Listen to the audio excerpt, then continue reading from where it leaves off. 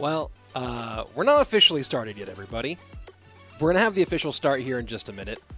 Getting something sorted out with the feed at the moment, so as soon as that feed gets fixed, we'll be back with you guys with the... Oh, let's see. Clean feed is now back up. All right, guys, give me 1 second, and I'll get the feed back up, and then we'll be starting with the official broadcast here in just a couple of minutes. There...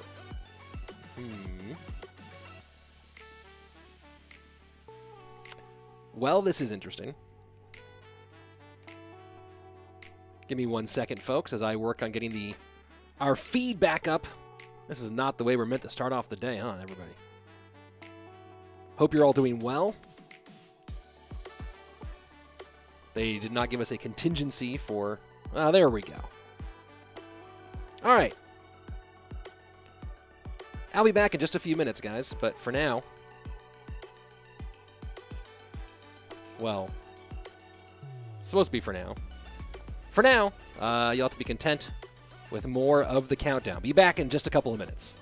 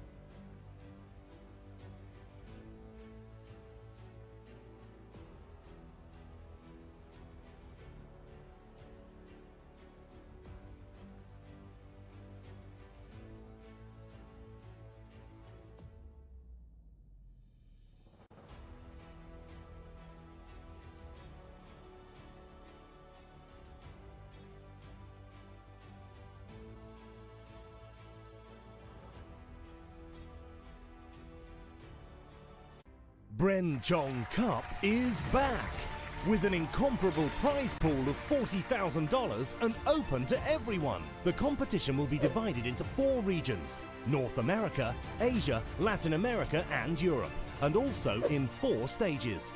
The second will be the regional group stage. Starting on January 9, the 16 players from each region coming from the qualifiers will advance to the group stage, where they will test their potential against 16 players from the Clash Royale Elite. These 32 players from each region will be divided into 4 groups of 8, and in a round-robin format, they will fight to advance to Phase 3.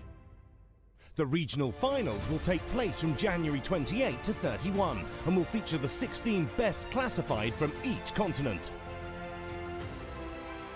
A single elimination bracket will determine the 3 representatives of each region. We will have a world final of the Bren Chong Cup for the first time, where it will be decided who is the best player on the planet.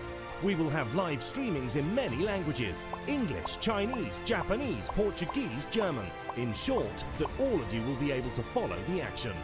To follow all what happens in the competition, keep an eye on the Revel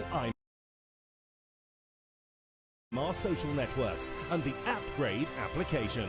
Thank Bren Chong for sponsoring this competition and making this event possible. Bren Chong Cup 2. Get ready for the show.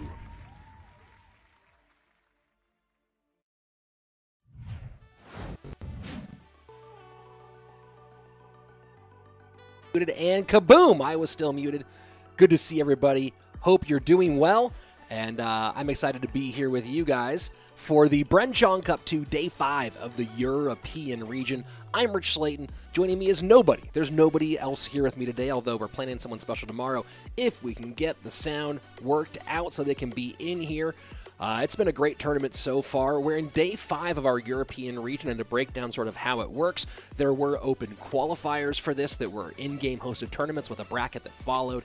Half of our field is made of invited pros that you probably know from Clash Royale League. The other half made up from players who qualified through those open qualifiers to be part of this $40,000 event, or 40,000 euro, dollar, whatever it is, 40,000 big ones is what this event is all about. We are now in the regional stage with 4 regions: EU, NA, LATAM, and Asia. And right now it's the EU and Asian regions, and then next week it'll be North America and Latin America for those regions.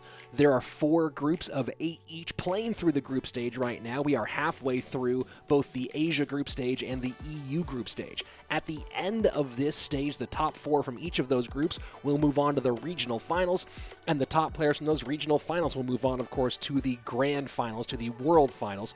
Taking a look at the rules there in the chat, just link those, so if you want to check it out, go ahead and you can get all your information, how the prize pool breaks down, how the groups break down, how the match play works, everything right there in the rules that I just linked, so you can go ahead and check that out there. We are halfway through the group stage here in EU. As I said, we've seen all 4 groups play, Group A, B, C, and D, but they've only done half of their gameplay, so today will be the second half of the gameplay in those groups. Let's take a look at our Group A. Morton, of course, one of the most popular and most famous players overall in Clash Royale. Cuchii Cuu of the defending world champions team, Queso. Lapokati, shout out fake Lapo gang here in the chat. Vitor of Portugal. Those are our invited pros. On the qualifier side, Predator, Brawley, Entriflay from the Ukraine, and Novak. So a nice collection of players from around the world all competing here, and this is just in the European region. Of course, we are doing the second half of our Group A action. We will get some, I believe we'll get the standings updated here on screen at some point, so we can go ahead and take a look at the actual standings. If you want to get the standings yourself, there's a link in the chat for them. Appgrade, APPGRADE, and that link that you see right there will work for either, or for both, Android and iOS devices. So you can go ahead and download Appgrade right there to follow along. That'll give you your results, your scores, your schedules, let you vote on who you think will win upcoming matches, and that's the sort of your tag along with what we're doing here for the Bren Chong Cup 2 as we go through it. So I think that we're going to, you know what, I'm not even going to wait to see if we do get standings, because I don't know what they're doing at the production. They may be sending us standings, they may not. So I'm actually going to go ahead and use Appgrade myself. There we go. I'm going to go ahead and the chroma key, taking the Appgrade out of the screen. I'm going to go ahead and use Appgrade myself and take a look at the current standings. Let's see, not in Asia, in the Europe group stage. Here we go, in the table, and I can go to Group A. So currently, the standings might surprise you guys a little bit if you weren't here, and they're showing, let me go ahead and show you guys the camera view as we see the matchups that we're going to see today, and that is the Appgrade app. You can see there on this side of the screen. If you want to go ahead and check that out, you can see the matchups that we'll be seeing today. Of course, a lot of different players going in different directions, but over here, man, will it show you guys with the green screen? Well, if you guys can't really see because of the green screen, I'll let you guys know. Currently leading Group A in the European region with 3 matches won and 2 matches lost is Cuchii Cuu. If he gets one more match win, that should be enough to guarantee him a spot through to the next stage. We'll see. Predator right behind him at 3 matches won and 1 loss. Morton at an even 2-2 coming into this, rounds it out at number 3. And currently in number 4, the last place to move on into our regional finals would be Lapokati, currently at 2-1. Novak, Entriflay, Brawley, and Vitor rounding out the bottom half, but no one is quite eliminated yet. Entriflay, the Ukrainian, currently the one in the most difficult position at 1 win and 3 losses through 4 of 7 games played. So Enterflay losing 1 more would probably eliminate him. But the rest of the players, Novak is 1-2, Brawley is 1-1, and Vitor is 1-2. So all of those guys definitely still in the hunt. And again, 4 wins does feel like it's going to be the mark to make it on to the next stage. Lawler guy, Predator's 3-1 is better than Cuchii's 3-2. I would think so too, but maybe Cuchii has the head-to-head there. I'm not exactly remembering which one. Luis Fernandez asking, when is the game going to start? I have no idea. We usually start at about 10 past the hour with the actual gameplay, but I'm not in charge of it. I'm just here with you watching Clash Royale, talking about what I see. So I don't work with any of the production. I'm not in charge of any of it. I don't run the schedule. I just hang out here, watch Clash Royale with you guys, and talk about it. You also might notice that my face is a little bit darker today. My lights aren't turning on. For some reason, my very nice key lights here that usually give me this beautiful fill-in on the lighting, not turning on. So if it ain't one thing, it's another. You know what I'm saying? Let's go ahead and take a look at the chat here for a few minutes as we get ready for the next step, the next phase of the game. And to answer your question over there in the Twitch chat, no, you cannot. Let's see. Ruben, someone saying that Ruben is not at his best these days. Luis, I think that's a silly thing to say. How do you say that someone is washed when in the most recent major events they won the No-Tilt League Special Edition, won CRL West, won CRL World Finals, and went fairly far in the All-Stars Cup as well. So, you know what you do. Every time I search for this channel, I accidentally search for Rich Stallion, and it shows videos from Megan Thee Stallion. That's hilarious. Okay, so there's the actual official rankings now. Predator is above Cuchii Cuu in the standings, and then also puts Lapo above Morton, his 2-1 above the 2-2. So there are more official standings than what they had in Upgrade, all updated with all the proper rules here as far as how tiebreakers go. And after record wins and losses for your overall match victories, head-to-head is the next tiebreaker after that to confirm a question that we had from yesterday. So Predator currently at number 1, followed by Cuchii Cuu, Lapokati, and Morton to round out the top 4. All 4 of those, if the standings remain where they are, would go on to our regional final.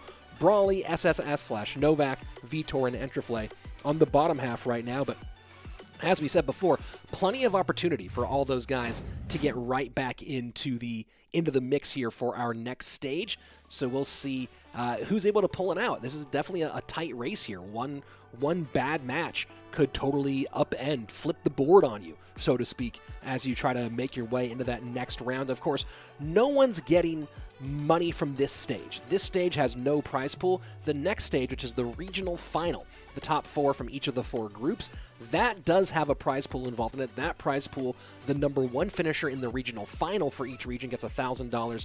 Number 2 finisher gets $500. Number 3 finisher gets $250. And then when we get to the grand final, the world final, that's where you have those major prizes, including $15,000 for the overall number 1 finisher. And let's see. I'm wondering where. Yeah, there is no. So it's not just me. There is no gameplay sound coming from production right now. So as soon as they send it to us, I will put the gameplay sound in the game. Opening things up with Lapokati, aka Lopkins. I wonder if he just straight up changed his name from Lapokati to Lopkins, or what's going on here, because they're actually showing him not just on the mini name, but his actual name is Lopkins. That's Lapokati. I'm going to ask production about that one, too. I've never heard that Lapokati just straight up changed his name. Who knows? Production is saying that he is Lopkins now. That's weird. Who knows? Oh, so interesting. So it's that we're just making sure that the names of the accounts are the names on the overlay. Just some clarification. So Lapokati is still Lapokati, Novak is still Novak, and that's the matchup here, but it's Lopkins and Triple S as opposed to Lapokati and Novak, because that's the accounts they're playing. There we go. We'll see if they change Igor's name to Random Game for the Asian region. I didn't watch this morning.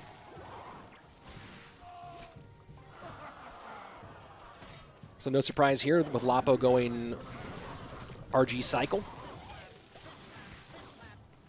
Definitely leading on that a bit during CRL this season. And sets up Royal Giant to the right-hand side.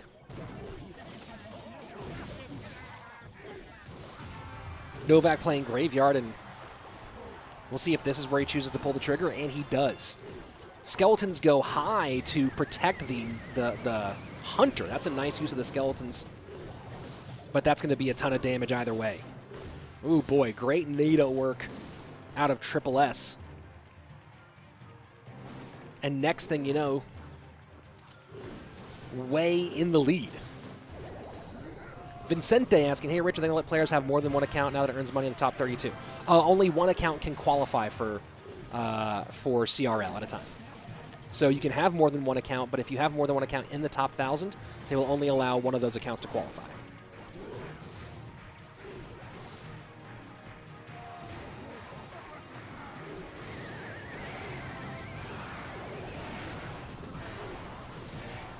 And who's talking about... Oh, for CRL, yeah. CRL is now a completely open tournament, guys, which is pretty cool. You watching right now can participate in Clash Royale League. I'll go ahead and throw you the link to the official Clash Royale Esports website, both on Twitch and YouTube. And that's going to have all your information on how you make it into Clash Royale League. But if you're watching right now, which makes me think that you probably have Clash Royale downloaded on your phone, you could be in Clash Royale League 2021. That's pretty cool. Royal Giant, double stack Royal Giant to the left-hand side. Baby Dragon should get taken. Oh, no, not quite enough to get the Baby Dragon off, and that push gets stopped real roughly. And this Baby Dragon getting tanked for by the Goblin Brawler. Just the pieces not working the way they want to. Sauce, to answer your question, go ahead and take a look at the Esports Royale listing, as I just linked in the chat there on Twitch. All your information there.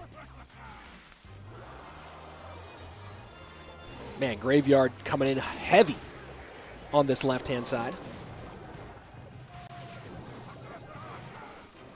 Ice Wiz, NATO, and Goblin Cage. Pretty easy to shut down those Royal Giant pushes. GG, well played. Triple S, a.k.a. Novak, takes game number 1. Really wish my lights would work. I don't know why they're not showing up. But whatever, we'll have the cooler dulcet, we'll have like cooler soft tones of a less well-lit room on my face for today's show. Let's see. Correction, you're watching well, Aploplex, I disagree with your assessment on what it takes to be competitive in CRL. If you can get one decent deck at a level that's at max level, you can push top 1,000.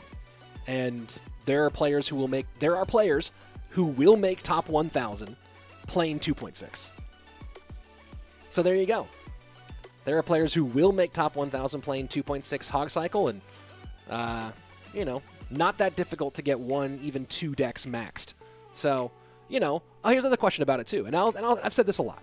If you think that you're good enough to succeed in CRL, to play at that top level, there's $1.6 million on the line. So invest in yourself a little bit and take a swing at CRL if you think you're that good. Put your money where your mouth is. Rich, do you have some statistics about girls in the game? We should get some more girls on CRL. Well, Ana Luisa, again, open season. So if there are women who have the desire and the skill to play in CRL this season, nothing's stopping you. That's the coolest thing about this, no matter who you are or where you are. If you're 16 years old and you're good enough 16 years old or over and good enough to make the top 1,000, you can be in CRL. That's pretty cool. Valentino, Rich Slaton is my favorite caster. Oh, thank you, Valentino. I do very much appreciate that. For the duels part of CRL, the matches should be at tournament standard, right? Yes, once we get into the duels port, it's all tournament standard. So really, you only need to have one max deck to push that top 1,000 ladder.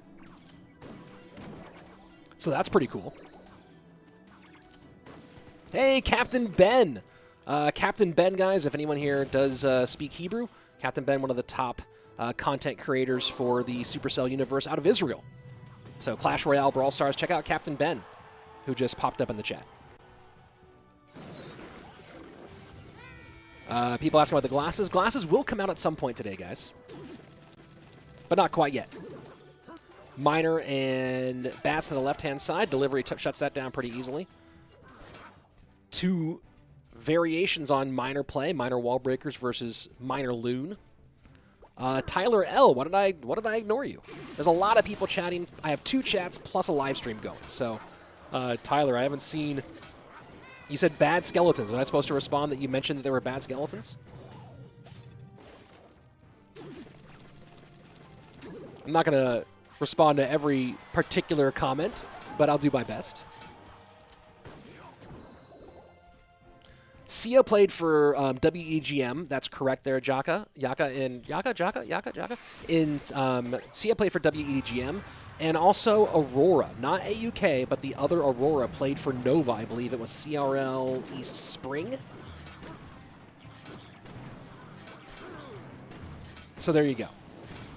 But now CRL is totally open. So really all it takes is, can you make top 1,000? If so, you're in.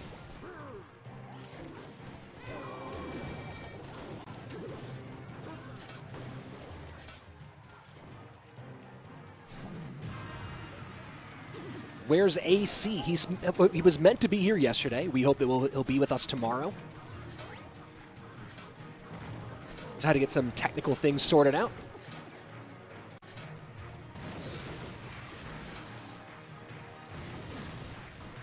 Here we go. Final 10 seconds. Lapokati now with the advantage, 13:02 to 19:32.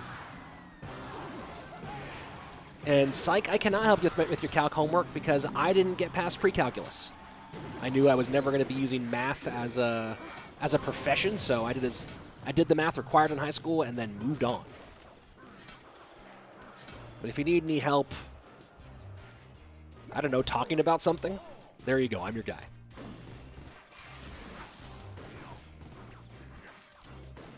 Final 90 seconds approaching. Snowball takes care of the bats, 10-14 to 19-32. So far, Lapo has it pretty well locked down here against Triple S, a.k.a. Novak.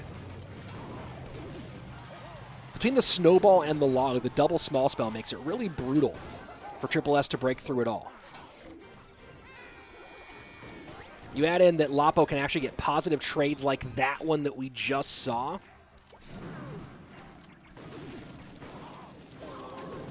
This is a really difficult matchup situation for Triple S.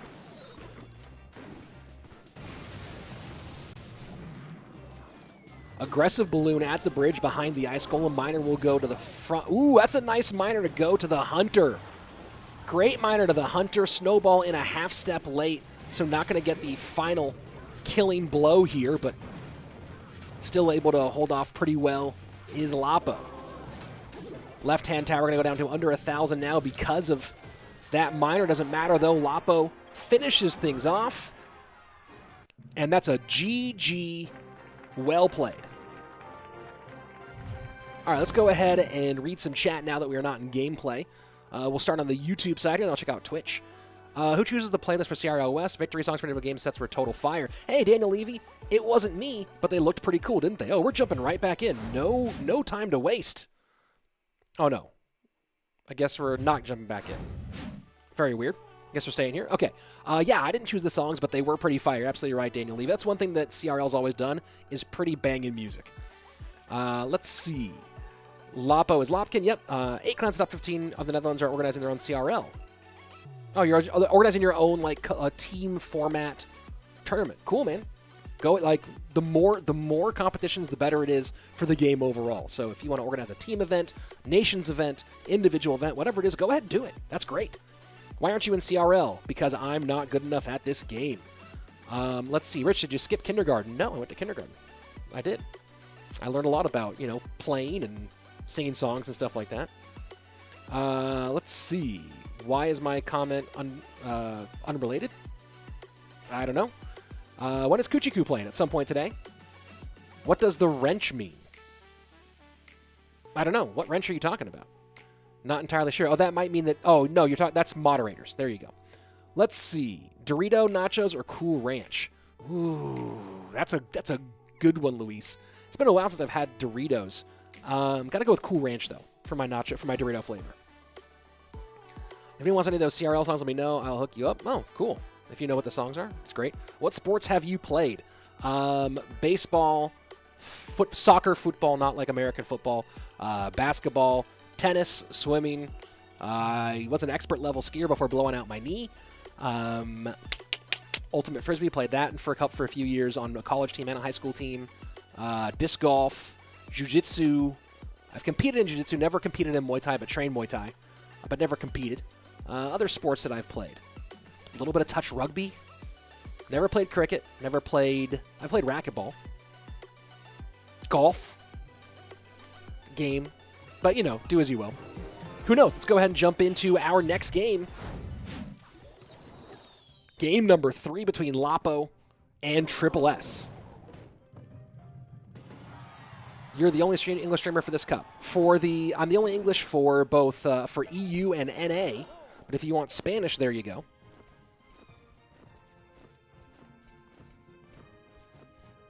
Riley Prosser, I always hear it's not that hard to max one deck. How do you go about it? You need a dedicated clan to donate you cards. Yes, you need first of all, being part of a good dedicated clan is important. If you're going completely free to play, a good deck selection that leans towards free to play decks is really important. So if you're trying to max something with more than one legendary, it's going to be absolutely brutal. But there's a lot of like Mortar EQ, Hog EQ. There's a lot of Hog, Mortar, and Balloon decks are all doable with just one legendary card. So I would definitely choose something that's more in the free-to-play friendly direction. There's a lot of decks that are primarily rare and common that you can do to focus on that direction. Yeah, having a dedicated clan and you being on top of your donations or on top of your requests is really important. Participating in every single challenge is really great. And then if you are willing to put a little money in, the season pass, you can max a deck pretty quickly if you get the season pass, if you get the pass royale. If you're trying to max more quickly and you're capable enough, if you average 8 wins in a grand challenge, you can it balances out, and you actually get some pretty good bang for your buck there as well. So it just depends on how you want to do it and what your priorities are. Bowler Loon Freeze gets some good damage early here, but Lapo able to mitigate a lot of that here.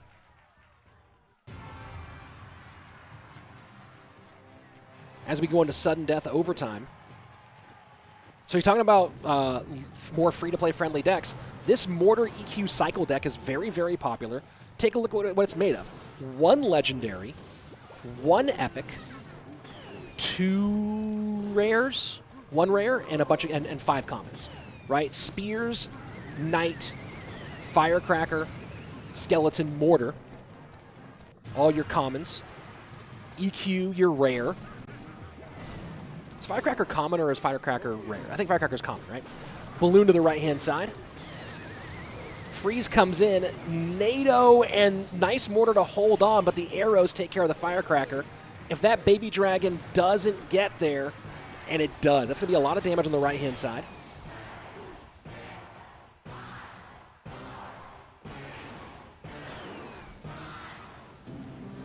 Here we go, sudden death overtime, and Lapo was doing all right early on, but that last sequence absolutely brutal. And just straight EQ cycle in the left-hand lane for the Belarusian. Sets up Mortar low, and so what he's trying to do is pull balloon number 1, get back around to Mortar to pull balloon number 2. Gonna protect the heck out of this Mortar. There you go. This is the right defensive sequence. Look at the leakage of Elixir on the side of Triple S right now. So just not all defensive Mortars here, it looks like. And the fact that Mortar is still on the board is absolutely huge and the only thing to keep Lapo alive right now. But we'll see if it's even possible. Those arrows are so brutal. There we go, second Mortar. Knight should come high here, but the Firecracker was what was in cycle. Can he stop the bowler? He does turn the bowler away. This is getting really, really rough though. SS, Triple S now, keeping the pressure on. Here we go, freeze in, final minute. And that's a good defensive NATO. Great defensive NATO out of Lapo. He's playing an absolute gem here in a very, very tight spot. Triple S with a bit more leakage. Look at that Lapo has not really leaked at all as of late. And those spears to the left-hand side, just trying to put some pressure and force some expenditure. And that NATO almost caused a lot more trouble there for Lapo. Freeze comes in, second Mortar should be available to come out high. Does he get the second Mortar down? This is absolutely insane. Another balloon comes in, Knight to pick up the aggro there.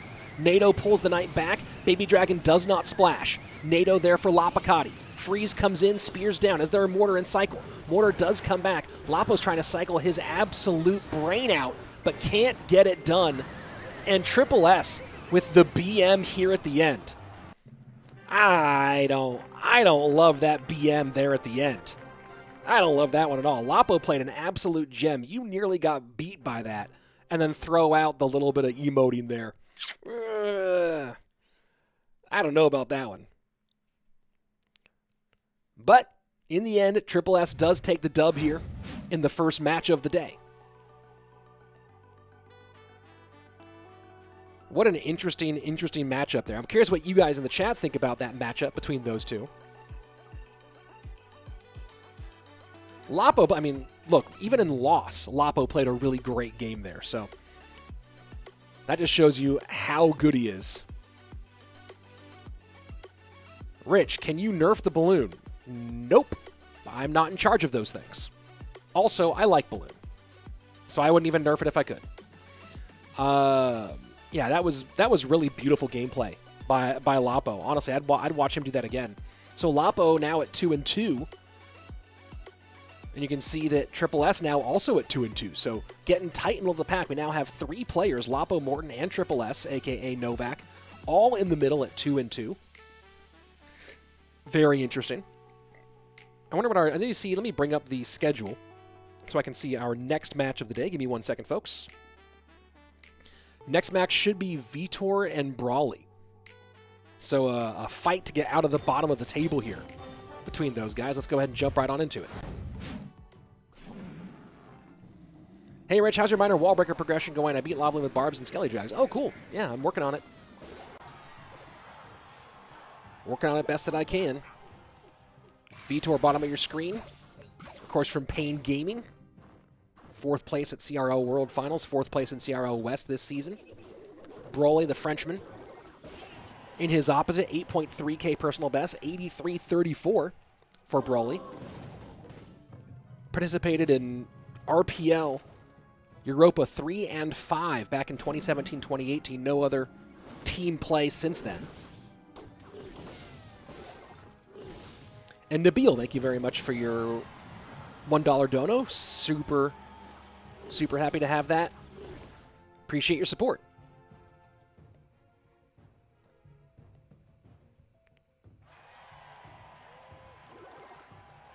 Ghost Insane, where are the bad boy shades? Sometime today.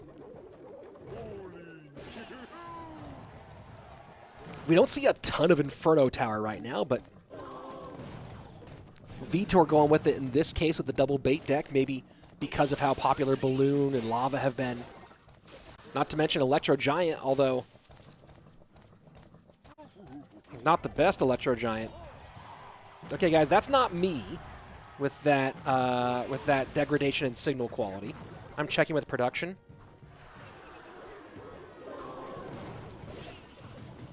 So as soon as this 1976 signal clears up coming in from the production, we will have a nice, pretty picture for you again. For now, we can just imagine what it would have been like to watch CRL back in the late 70s, early 80s.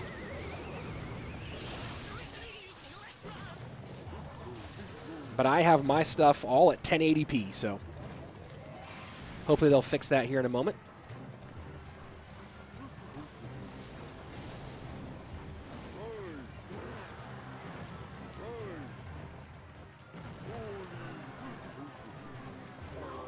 Yeah, I thought it was my connection for a second, but I have 1080p up and I am on fiber optics.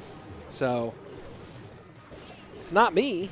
I am currently at, 400 down and 300 up. Or 400 down and 400 up. 500, 600, oh boy. Yeah, not sure what's happening here, guys. We'll be working on trying to get this thing fixed as quickly as possible.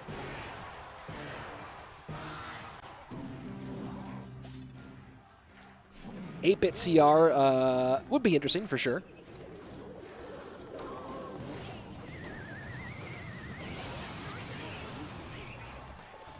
I'm going to see if I can refresh the feed here. Give me a second, folks.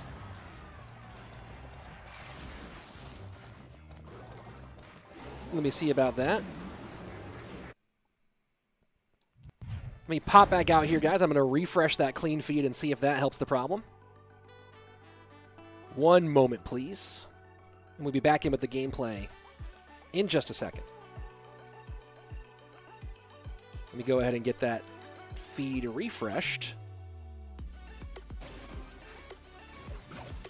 And we are on 1080p. Let's go ahead and jump back in and see if this looks a little bit better. There we go. We are back up and running.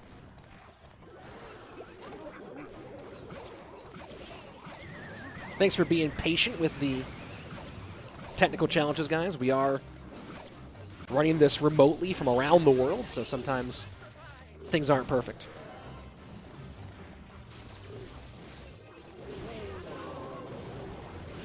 Here we are, final 45 seconds.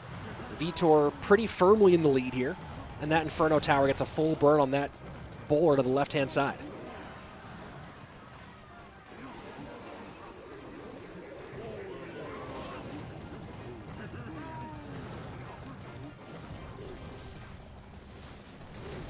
Two bowlers to the right-hand side now. We'll see how Vitor handles this. Graveyard in, Inferno Tower high.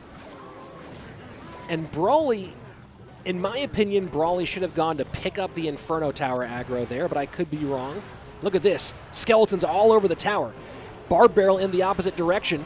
Does he get enough time? He gets nothing. Will the Fireball get in here for Vitor? And no, Brawley takes game number 1 in the final moments. GG, well played. Nice work there. Nice work there by Brawley. The Frenchman takes the game win off of Vitor here. Let's go ahead and take a look at the chat here for just one moment as we wait for our game number 2 to jump on in a couple of minutes, or a couple of moments. Hopefully very quickly. And just so you guys know, if you're just joining us, this is all best of 3 format at this stage in the tournament, and it's ban on first loss, meaning game number 1, just regular Clash Royale. 2 people come in with random decks, see what happens. Hopefully not that random. Hopefully they actually research their opponent, but we'll see. The loser of game number 1 is given the option to ban a card that's a global ban, meaning neither player can use it for the remainder of that match. And if we go to game number 3, then the second player to lose also has a chance for a ban. So game number 1 will have no bans. Game 2 would have up to 1 card that's unable to be played by either player. And game number 3 could have 2 global bans if both players choose to exercise that option. Of course, we've seen some players choose not to go ahead and exercise that option here in Bren Chong Cup 2 or in other tournaments just like this one. So we're giving some time for the players to go ahead and get their ban cards in and get us right back in here in just a couple of moments. Let's see. Let's go ahead and take a look at the chat here. Favorite game outside of CR? I'm playing a lot of chess right now. Not very good, but I'm playing. Pretty sure it's pronounced Brawley, like the Dragon Ball Z character. I never watched Dragon Ball Z. No offense to Dragon Ball Z fans, I just didn't really get into watching somebody power up for like 3 or 4 episodes, so it never really stuck up to me. But like watching somebody go with like flashy lights behind them for a long time, just never quite hooked me in. You know what I'm saying? Let's see. Do you like playing Expo 2.9? I have not played Expo in a while, but I used to be an Expo player a long time ago. What's your favorite legendary? Minor. Are you sleepy? Always. Let's see. What else do we got going on here? Oh, what we have going on is game number 2 between Vitor and Brawley. Brawley. I think Brawley. Yeah, Brawley sounds right. Are you excited for Charles Barkley? What about him? He's a person.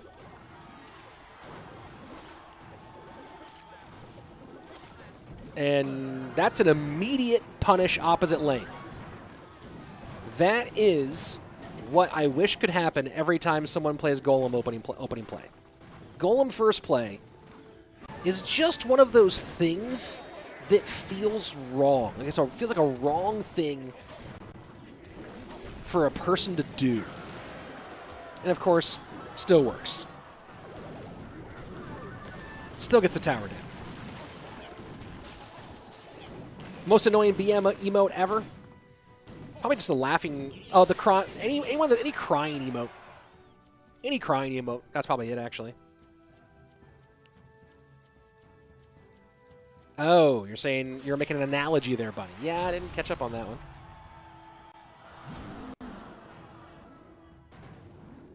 And Brawley just goes ahead and golems up one more time. Well, this is going to be a rough one for Vitor. This is not the best graveyard deck for playing crosswise.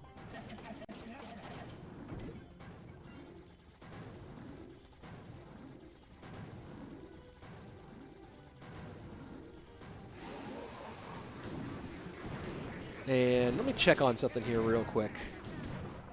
I'll be pulling out some hammers here in a minute. We'll see what happens.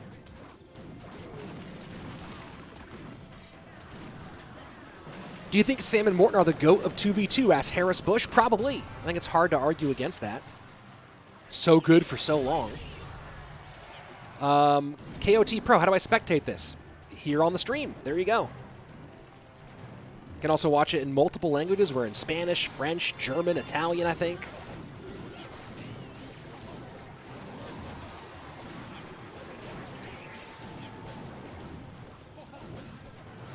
Which decks do I think are the highest skill cap? Yeah, I don't know. Minor Wall Breakers really feels like it's up there. Does second Golem down for Brawley.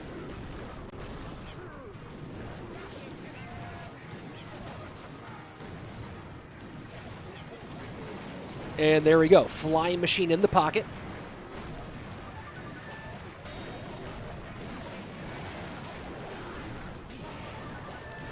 And this is just a matter of time before two Princes connect and Brawley goes ahead and absolutely ends this one.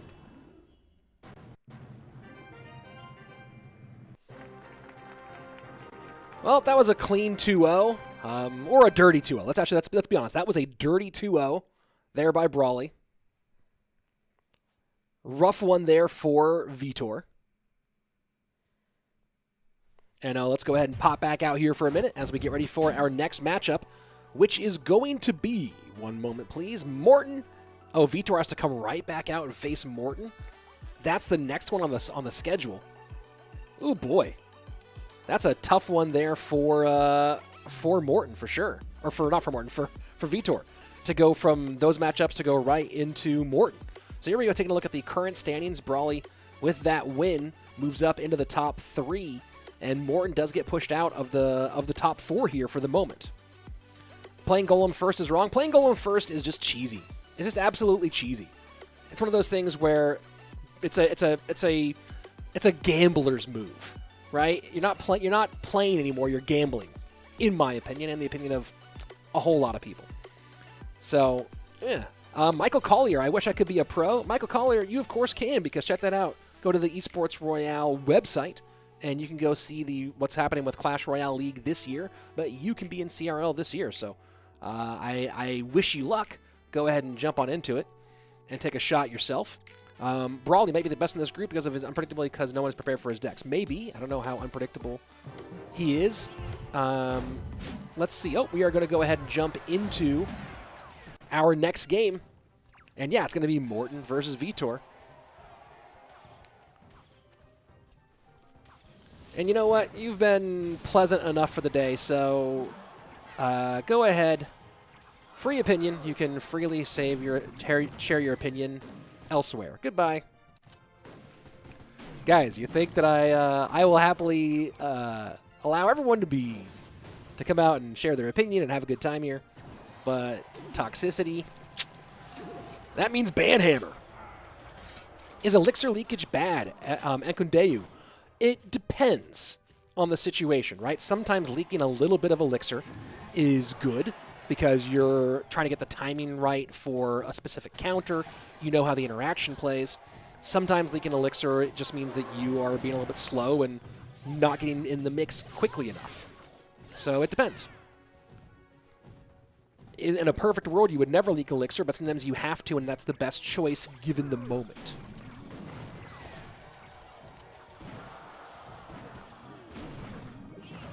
Luis Fernandez. Rich, did you ever want to do anything else besides being a professional speaker? For a long time, I wanted to be a political operative, if you know what that means. Like work as a chief of staff for a politician. But then I decided that it was more fun to talk. But in general, no, I've always just enjoyed speaking for a living.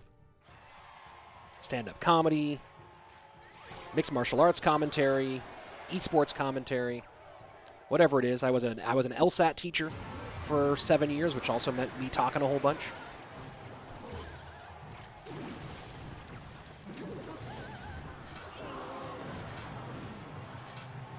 So Vitor just going straight up Mortar Miner.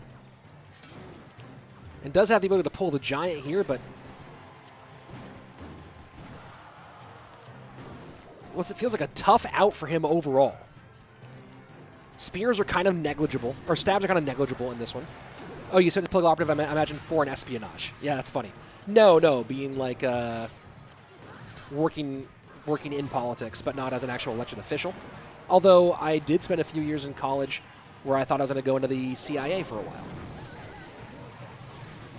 That was my goal for a few years in college. Decided that I didn't want to go that route. But as a CIA analyst, that's something I was considering in my early 20s. Becoming an expert on a region, giving briefs, etc., etc. Here we go, sudden death overtime. Morton with the lead.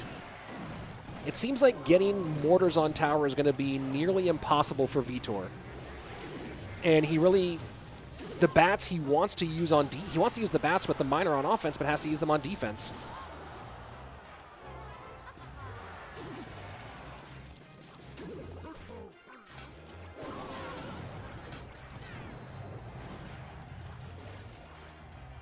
Final 90 seconds here in sudden death overtime, and Morton is totally in command.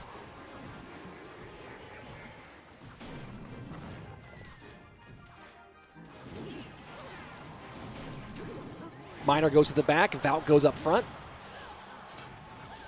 And look at that, with the Giant tanking, Miner and Bat both do a ton of work. And guys, I was never going to be a Jack Ryan type. What I had planned on was becoming an analyst, you know, becoming an expert on the area, being the guy who, before they send Jack Ryan somewhere, being the guy who comes out and gives them the briefing, right? That's more. So think of the movie, and then think of the guy who tells the president all about like a certain region or whatever. That's what I thought I was going to do. I like research. But in the end, talking for a living is way more fun. Miner on the left-hand side, Morton. Feels like a matter of time right now, final 30 seconds. And that snowball from Vitor, just kind of a desperation snowball, just kind of hoping he can get something done here.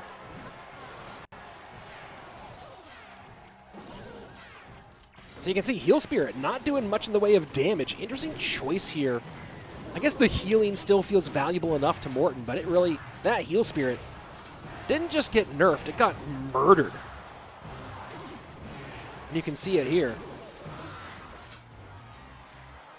Pretty easy game for the former CRL Western champion. And a GG well played to Morton. Vitor, 0-3 on the day, currently off to a very, very rough start. Certainly not how he wanted to kick off part 2 of a day where he needs to get a couple of match wins. Can't really afford to be giving any more away at this stage if he wants to stay in the hunt for that prize pool. If you were to receive a grant, what would you research? Interesting question. I'll have to think about that one. Remember, I'm not a scientist. I used to have a podcast called Crime with 3 Eyes. You can find it on YouTube, actually, CRIIIME, where every episode I researched the life of a criminal, turned it into a story, and read it to comedians, and they would crack, we'd all crack jokes over the story. So it was fun. I would dive into serious research on whatever criminal we were talking about each week. Did 85 episodes of that. I think I wrote like over 250,000 words for that show. So there you go. Do you like playing classic log bait? I have never really played any log bait whatsoever. Never been a log bait player. Rich, are you good on ladder? I'm a 6K player. My personal best is 63.23. So depends on how you define good. I wouldn't say I'm good. I'd say I'm competent, but not great. And I don't do very well under pressure in competition.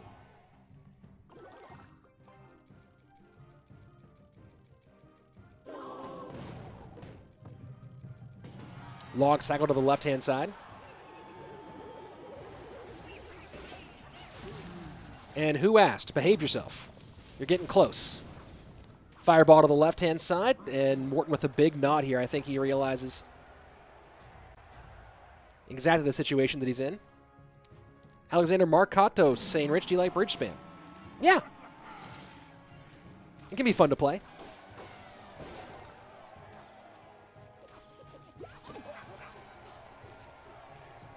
Dark Goblin in the back, Fireball to clean up.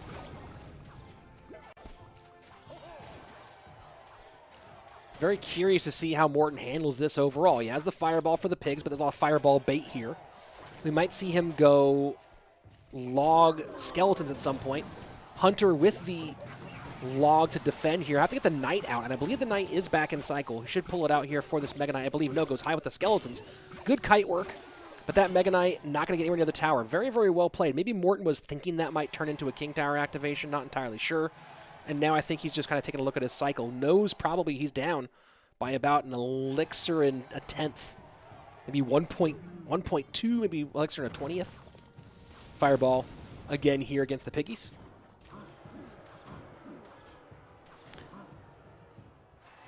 Harris Bush, what are your thoughts on 2v2 and orgs getting removed?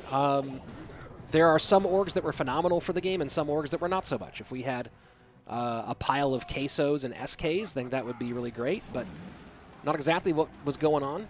And I think this one opens the game up more for a lot of people. I will miss 2v2. I think 2v2 is the best competitive, is my favorite competitive mode, but it was not very, it was far less popular to most people.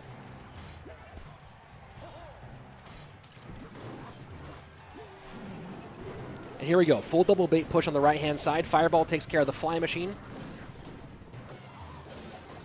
And forces the Fireball out on defense from Vitor. So now here we go, seeing Morton start to get in rhythm.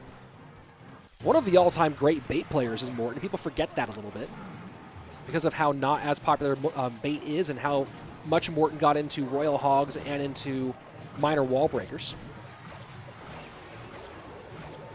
Goblin Barrel to the right-hand side, easily taken care of by the Barb Barrel.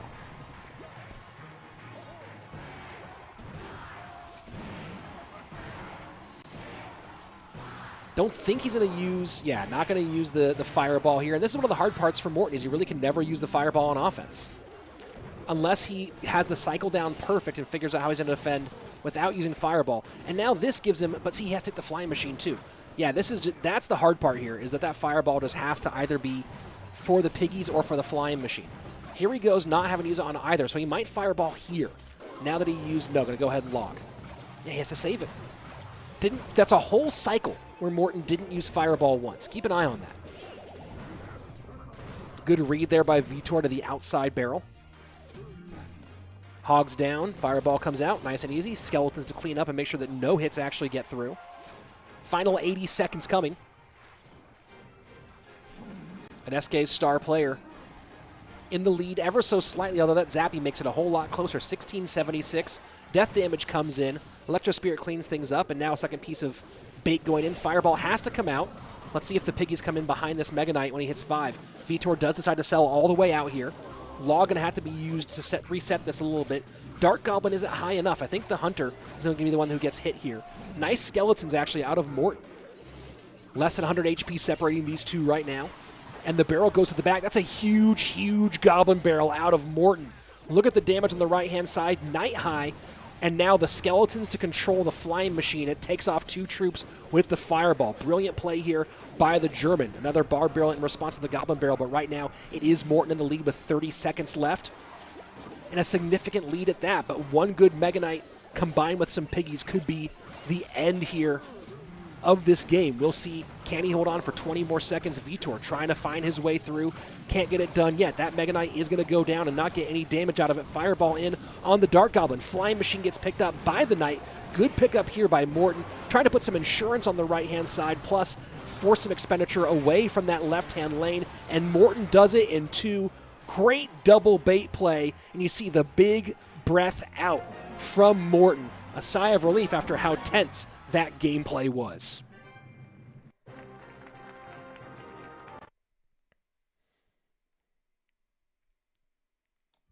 And got to be pretty excited there is Morton, and that's just more woes for Vitor. Vitor continues to find the short end of the stick here in these matchup. As we're waiting for our next match, and our next match is going to be Lapo versus Predator. As we're waiting for that, let me take a look at the chat here. Look at the Twitch chat here. I've not looked at the Twitch chat at all today. What are those tiny little zapper things? Those are called Zappies. Cartel Salad. Congratulations there. Let's see. Oh yeah, dude. The GY in Twitch chat does get stopped sometimes, especially if you say or GY, right? That one gets caught by the Twitch auto mod every once in a while. Let's see. Back over to the YouTube side. What are your thoughts on Shrek? He's big. He's green. He's like an onion. Over onto the YouTube chat here for a minute. It is the most used range card in the game. Which one? What is the most used range card in the game? I didn't see what you said beforehand. I don't think it's certainly not the Dark Goblin. Have I ever played Graveyard? Yes, Ali. I've gone through my Graveyard phase. Went through a little Splash Yard phase. It still is one of my go-to. If I'm playing like a BO5 or a BO3, Graveyard's still one of my go-tos. It's currently one of my decks. Splash Yard is one of my decks. Is that the one I'm running right now? One of my decks in dual mode for Clan Wars 2. So I do play a little bit of Graveyard. Not a ton, but a bit. Let's see. People saying the defense is nice. Anything else here on the YouTube side? What's my highest trophies? Been answered a whole bunch. Test Face saying, I can tell you how much you like doing research because you're doing commentary for CRL. You have tons of info on players and teams. Oh, well, yes, thank you very much. For a lot of that is what I do miss about being live is having real good time to do. I used to do face-to-face interviews with the players before every single match and get a little bit extra info. I don't have that as much. I need to start maybe sending some questionnaires out, but it's a little harder when you're an event like this playing remotely. George Saliba, Rich, I watch a lot of pro gameplay. I've beat pros myself in challenges. How do I improve from there? I'm not the guy to ask, because if I knew the answer, I would not be a 6K player. So here we go into game number 1 of Lapo and Predator. And by the way, guys, if you are enjoying this at all, even mildly, go ahead and subscribe to this channel. Ring the bell for notifications because we are only halfway through the European group. We also have the North American group next week. On top of that, you can watch both the LATAM and Asia replays here on my channel as well. Those provided courtesy of Cashman. There's his Twitch channel if you do want to watch live when he streams those. John Cochran, are you maxed? Partially. There you go. Predator versus Lapo. Predator is currently our leader, 3-0 in match play.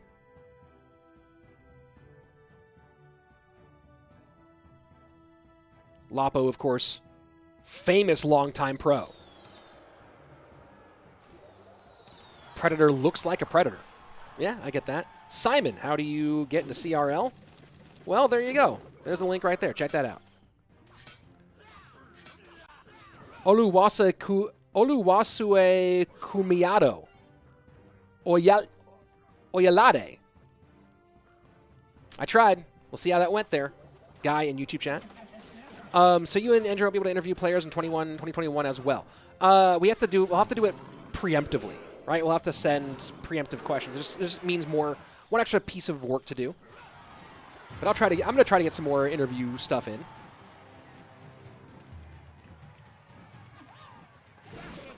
Do you have cards not maxed? Yes, I do. I do have some cards are maxed, some cards are not. So Lava versus Lava. I believe these are our first Lava Hounds of the day, and they both pop out at the exact same time.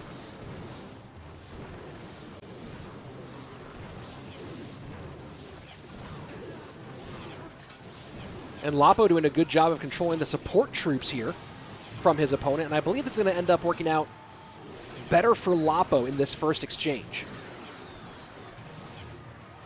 Although not by much. And chooses to lava up back into his weak side lane rather than into the right side. It's a Belarus matchup.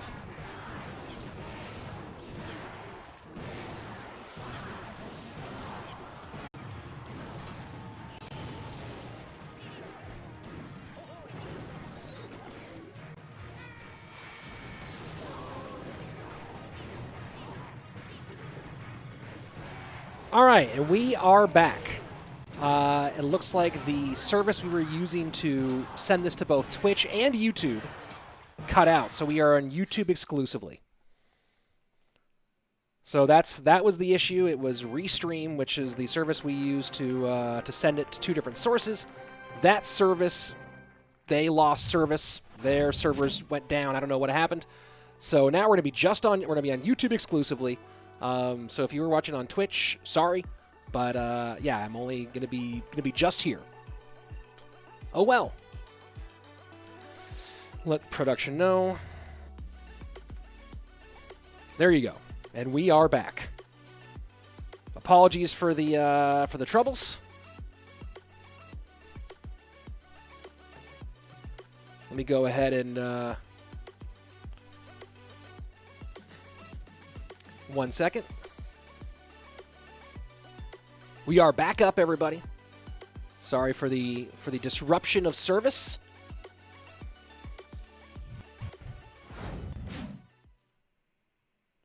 And not even sure why we went there. Let's go stay here for now. So yes, what the service we used called Restream that sends it to both Twitch and YouTube decided not to be useful.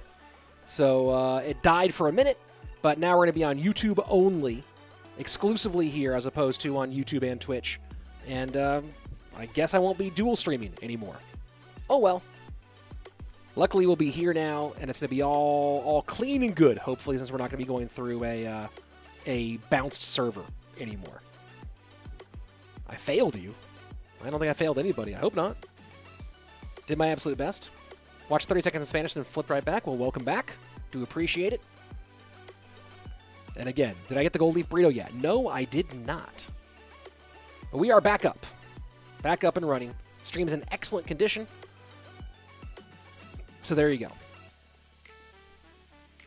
And the stream is still operating, so that's nice as well. Guys, again, apologies for that one.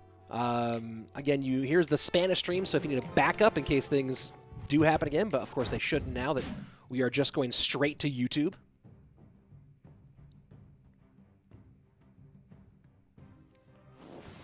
Here we are, all tied up, 1-1 between Predator and Lapo.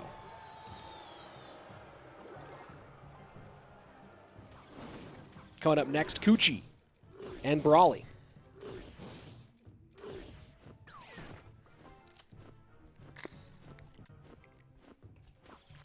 Yeah, you know, go Team YouTube. Let's put it that way.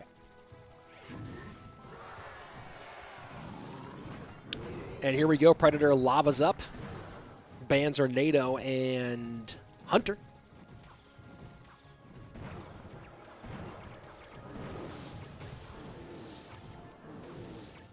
And those bats survive. Going to get a lot of work done on that Lava Hound. And Lapo goes Skarmy behind the Giant. Arrows, are they back yet? Not going to need them. But now aggressive play in the opposite lane. Lapo is playing super aggro and goes ahead and just mini P.E.K.K.A directly to the tower with the Graveyard. You drop 9 elixir at the bridge.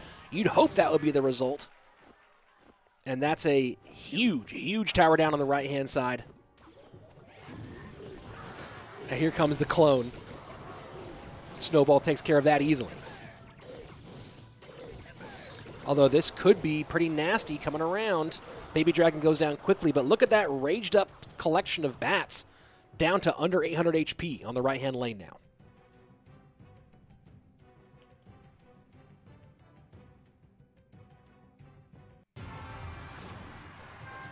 And mini P.E.K.K.A to the left-hand lane.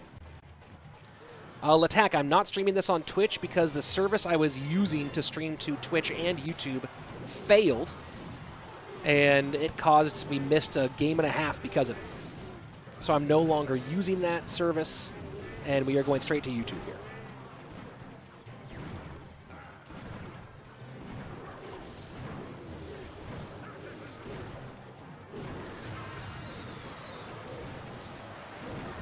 And raged up at the bridge. Not going to get anything out of it. Lapo's got this absolutely shut down. So Predator has been the leader, as you can see on the right-hand side. But looks like that's not going to last here. Lapo going to move to 3-2 in match play. And this might be enough to bump Predator out of the top spot. We will see. Sam Greenberg, you would be correct. Once we are back to normal, let me know next time you're in Austin.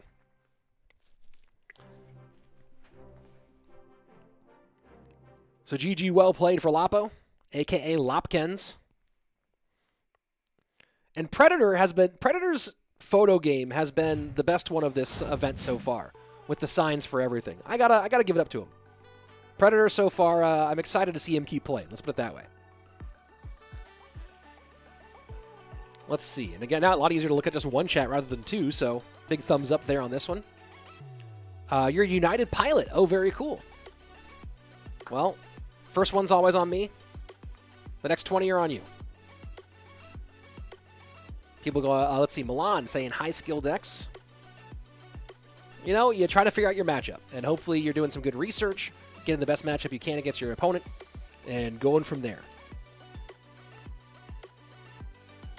It's been pretty fun so far, and I think that we did just see the rankings during that match. Wish I could get my lights to come on here. Unfortunately, my lights still not quite behaving themselves. Oh, here we go. There's the standings. Let's take a look at the standings now. At this stage, you can see most of our players are on either 4 or 5 games played so far. I think they might all be on 5. I know Brawley is way behind on matches played. But you can see Vitor is probably out of the event by now at 1-4. Not technically out yet, but he'd have to win out and hope that some other things happen the right way. And you can see still pretty tight up there at the top as well.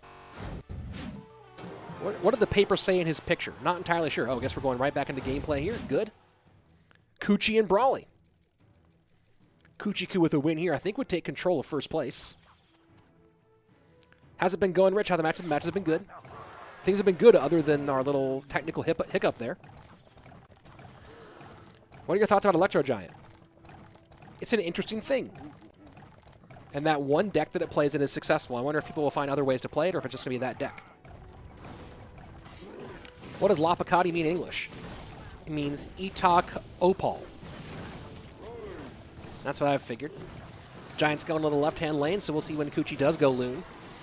And as you can see, with that loss, Lapo jumps over Predator. Even in records, and Lapo has the head-to-head tiebreaker, so now Lapo jumps into first place in the group. Predator drops to second. Morton and Cuchii currently rounding out third and fourth. Michael McKay saying, hey, Rich, who's streaming the Asia bracket? Good question. That would be Cashman. You can check his live streams there. You can also find the replays on this channel. Day 1 and 2 are already up. Day 3 and 4 and 5 will be up fairly soon. I have to put together day 3 and 4. Or I have to stitch together day 3. Caden, thank you very much for the support. Do very much appreciate that. Balloon goes into that left-hand side, and Skarmy ain't going to help against a balloon. That's going to be tower down on the left-hand lane. Cuchii might be our first player to 4 wins, might be our first player to qualify if he can get this done today.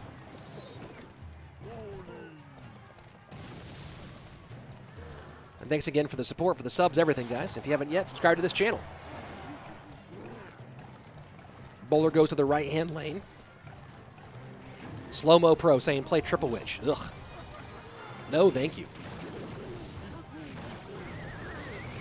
NATO to pull the bats off the graveyard.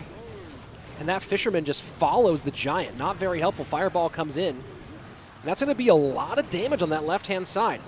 I mean, I was going to say luckily for Cuchii, the Giant didn't end up taking for the graveyard, but it didn't end up mattering. Tower down. Cuchii Cuu does have the advantage at this stage. But Giant Bowler Graveyard is one of the decks that does have a chance at stealing a 2-tower game. Ashton asking, will you and Andrew be casting CRL next year? Yes, we will. Can't wait for it to get started. I guess it's already started, but can't wait for the broadcast to start. Bowler in the pocket here, and look at that Fisherman pulling the Bowler away from the Princess Tower. Nice win there for Cuchii. GG, well played. Game number 1 goes to the Spaniard from Team Queso. Eli Smith saying click on that like button. Thanks, guys. Yeah, we are at 295 likes, and I know there was a bit of technical difficulty, but I've heard that the more likes a video gets, the less likely there are for more technical difficulties. I don't know where I read that, but I'm pretty sure it's true. So go ahead and hit that like button, and don't forget to subscribe to the channel. And oh yeah, do you like creator codes? Do you use a creator code? If you don't use one yet, use mine. If you don't use mine, use someone else's. Use a code. when you do get something in the Supercell shop. I'd appreciate mine, but it's nice if you do it for anybody. It does help creators out a whole ton. So please go ahead and do that. Let's see. Dalton Andrew saying, I watch more Rich and CWA than I actually play. Thanks for the entertainment. Hey, Dalton, I'm glad you're enjoying yourself and happy to bring more of it to you here. Let's see. Brawley delayed the bowler too much. Yeah, that bowler came in way too late, and of course Fishboy pulled it away. Did you sleep well today? I slept okay last night, but not my best. 3 people disliked. Yeah, people like to be contrarians. I certainly do see it. Not a big deal, though. What are your favorite burritos in Austin? Have you tried Cabo Bob's? I have not tried many burritos in Austin. Austin seems to be a taco town. Breakfast tacos are the thing in Austin. A lot of Torchies being consumed in this household. Torchies tacos. Certainly phenomenal. So I'm a big fan. Let's go ahead and jump into our next game here.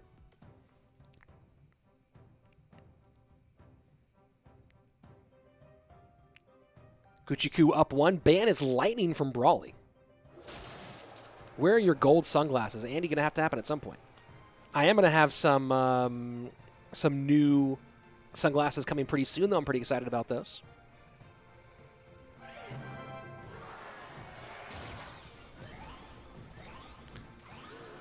Rich, do you like Chipotle?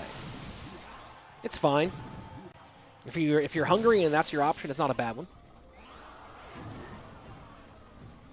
Does your code work in Clash of Clans and Brawl Stars as well? That's Slow Mo Pro. Yes, my code works in all Supercell games.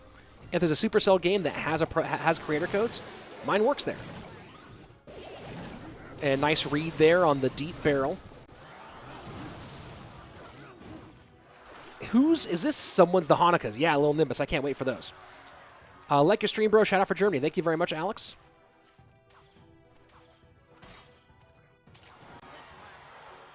So Cuchii Cuu running Royal Giant, Giant Skeleton, most likely Earthquake, and Brawley running Giant Sparky, Goblin Barrel. Is this someone's one-trick deck and I don't know? Hey, Connor, how's it going? Thanks for joining. Brawley Sparky's up on the right-hand side. All His Life says Chipotle is the best with an angry face. Weird thing to get angry about. Your favorite corporate burrito chain, but, you know, do you, I guess. No Fireball for this Giant Skeleton. And it's a nice, that Electro Spirit was very, very smart. Very, very smart Electro Spirit out of Cuchii Cuu. Hey, Vincent, if you need big glasses, Gooder does make the BFGs. They're for big-headed people.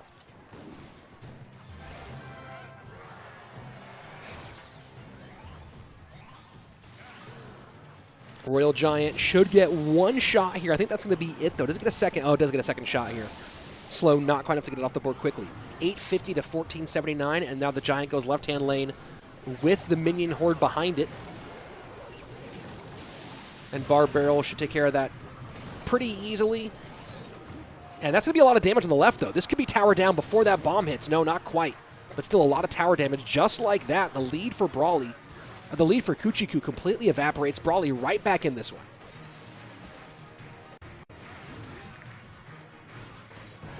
And again, just same rhythm here. Brawley realizing what worked last time, going to go ahead and do it again, but this time Cuchii Cuu not going to get caught out, puts the Hunter behind the Giant Skeleton. Smart play here by the Spaniard.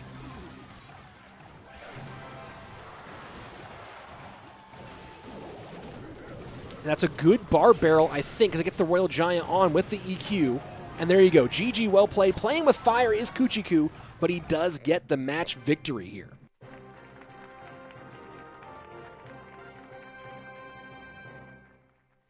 A little risky there at the end out of Cuchii Cuu, but still does come away with the match victory.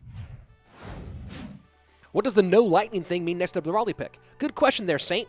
In this version, in this tournament, a player is allowed to ban a card from gameplay once they have lost one of the games in that best of 3. So Brawley lost game number 1.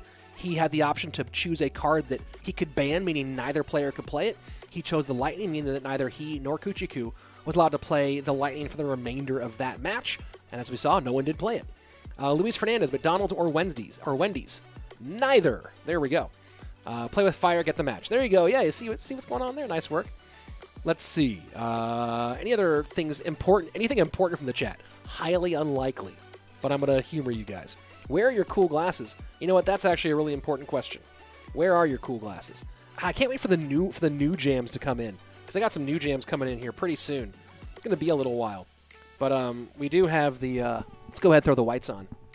The whites are the early half. Boom. There we go. Whites are on. Let's get it. Does Ruben have a lose game pick? I've heard that he does, but I don't know if I've ever seen it. So we should have, I think I'm going to give us our stats here in just a minute. And of course, talking about if you do want to watch the Asia or LATAM regions, Asia currently happening at the same time here as EU, earlier in the day, but same week as EU. And then next week we have NA and LATAM. I just linked Cashman's Twitch link in the chat. That's where you can go watch them live. Also, the replays will be available right here on my channel. There's a sub link for you to jump on in. Favorite player to watch? Man, there's a list of so many good players. Hey, Diego showing with the subscribe to Rich Slaton. There you go. Thank you very much. I'll let that one slide on through. I spilled tea on my phone. What should I do? Get rice, zigzag. There you go. Rich, your favorite pizza chain? I like Austin's Pizza here in Austin. I like Pizza Man in Los Angeles. So there you go. What happened to the Twitch stream? The service I was using to send the stream to both Twitch and YouTube failed, so I cut that service out. No middleman, going right to YouTube here. Rich, I can see your monitors through the reflection of your glasses. Yeah, people mention that a lot. You can see the setup. You can see that my lights are off too. Notice that I have lights. I have lights. Let's see how's my reflection working here. I have a light. Yeah, you can barely see my fingers, but my two lights aren't working today for some reason, which is why it's a little bit less bright than normal in here. Rich, I tried a burrito and I liked it. Congratulations, Mike. Happy for you. And Connor saying, use code Rich. I don't have to donate every time I catch a Rich stream. Oh, Connor, you don't have to donate anytime, but I do appreciate the support. Big ups, Connor. Mad respect. And we're waiting on our next matchup, which let me go ahead and check for you guys what the next matchup is going to be on the day. We just finished with Cuchii Cuu and Brawley. I believe that our next match, which is Triple S and Entriflay, is happening off stream. So we're going to be jumping right into Morton and Lapo. Here we go. Morton and Lapokati. This is the kind of thing that you're excited to see watching an event like this one. Morton, bottom of your screen. Lapo at the top. Two Western champions in CRL. Morton, of course, fall of 2019. Lapokati and part of Space Station with that spring 2020 championship. Two top-tier players. And looking like just straight-up Loon Cycle for Morton. It might be something similar here from Lapo. Very, very interesting. And definitely excited to see it. Oh, Mortar. So it's going to be minor Loon, not just Loon Cycle. Yeah, the skeleton should have told me that. Minor Loon, double small spell for Morton. Lapo could be going Loon, and the Ice Golem makes it feel like it's Loon.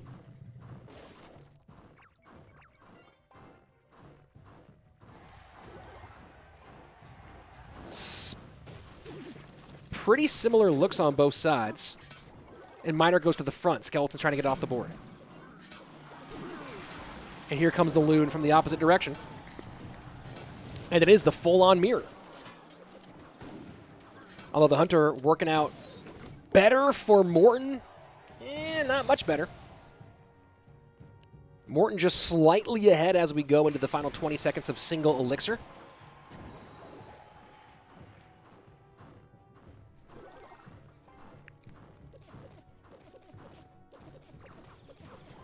And bats split in the back.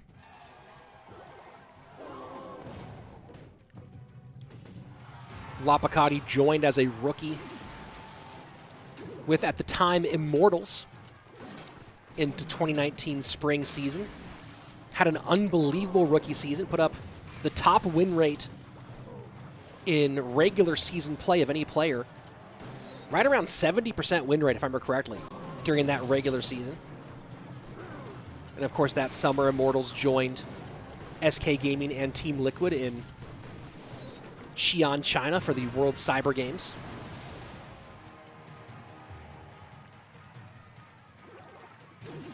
Immortals was unable to repeat that level of success in the fall season of 2019.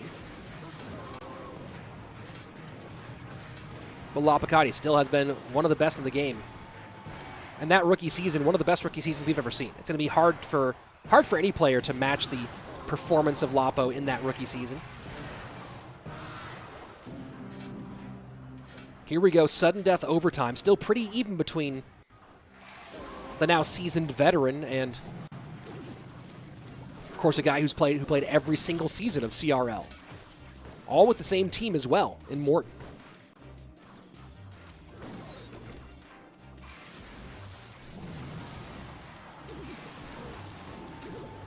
Notice the placement Morton's going with on the ice golems. Trying to keep as far away. This balloon's going to connect. Oh, boy. Big time balloon connection for Lapokati. And just like that, he has the lead. Morton not happy about it.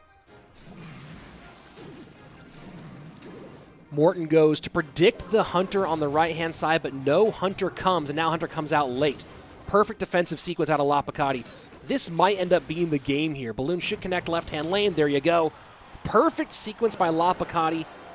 He predicted the prediction, knew that Morton was going to try to predict that Hunter, waited on it through the balloon behind, got the Hunter down, or through the snowball, and then got the Hunter down. Very, very nicely played by Lapo in that one.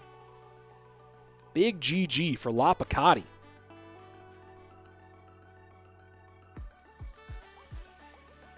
Gabriel Gomez saying Mugi was a better rookie. What was Mugi's win rate in CRL East his first season? Might have been better. I don't know. Honestly, I did not watch much of the regular season of CRL East at all because it took place in the middle of the night, and then I was fairly busy all the way around. Rich, who will win this BO3? I'll donate if you call it correctly. $2 for Morton, $3 for Lapo. Well, now I'm going to say it's Lapo. Right? Is it too late? But a fun one. Yeah, Gabriel Gomez, again saying Mugi was a better rookie. Yeah, maybe. There's also the question, though. Here's the question of it, though, right? Is Mugi had a better win rate than Lapo in his rookie season, but did he have the same level of competition? And that's been, no matter how good CRL East is, considering the East performance in 2019 and 2020, it's hard to argue that the level of competition in 2019-2020 was the same. Considering the performance of CRL East at World Cyber Games and 2 back-to-back World Finals. So I don't know. That's a tough question.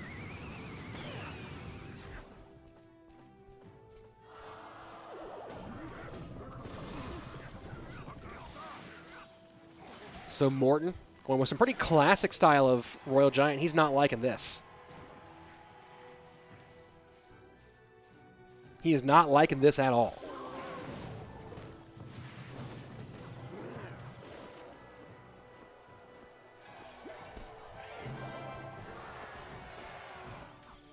So Lapo going Mortar EQ cycle. We already saw him play this once today. Ended up on the losing side of that one, but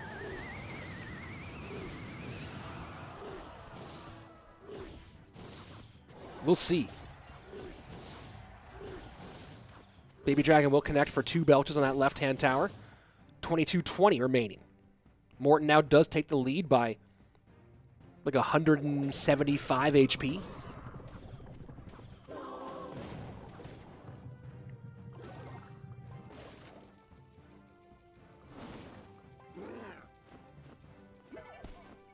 Knight sets up to the left-hand side. I'm not really sure. Morton really didn't seem happy about this matchup, but I'm not entirely sure why. Maybe it's because, well, he has the fireball to get to the. I was gonna say maybe it's because he can't get the firecracker, but he has fireball.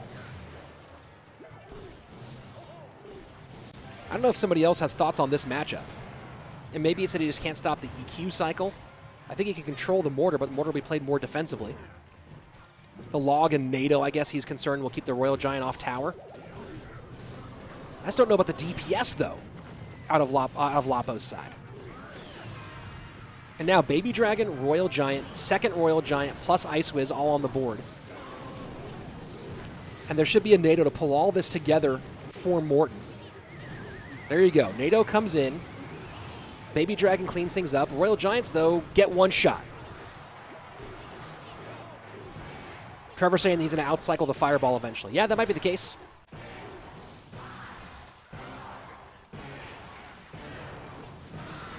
The question is, can Lapo win this purely on spell damage? And he can. It's certainly possible.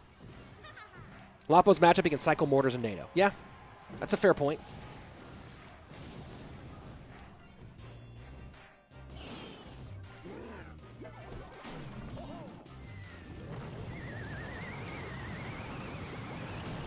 So final 90 seconds approaching. Yeah, Morton scratching his head here. Trying to figure out the math to win this one. Baby Dragon takes off the spears. That's a good moment here for Morton. The Bar Barrel comes out, only gets 2 of 3 skeletons. And there should be a defensive NATO here on the Royal Giant. Yep, defensive NATO comes out. RG does not connect. And Baby Dragon going to get picked up by a Knight. Yeah, this is looking pretty bad. This is looking pretty bad. We didn't like how he messed up the King's Tower activation. But King Tower activation is not really useful in this matchup at all. This matchup is all about EQ damage and log damage.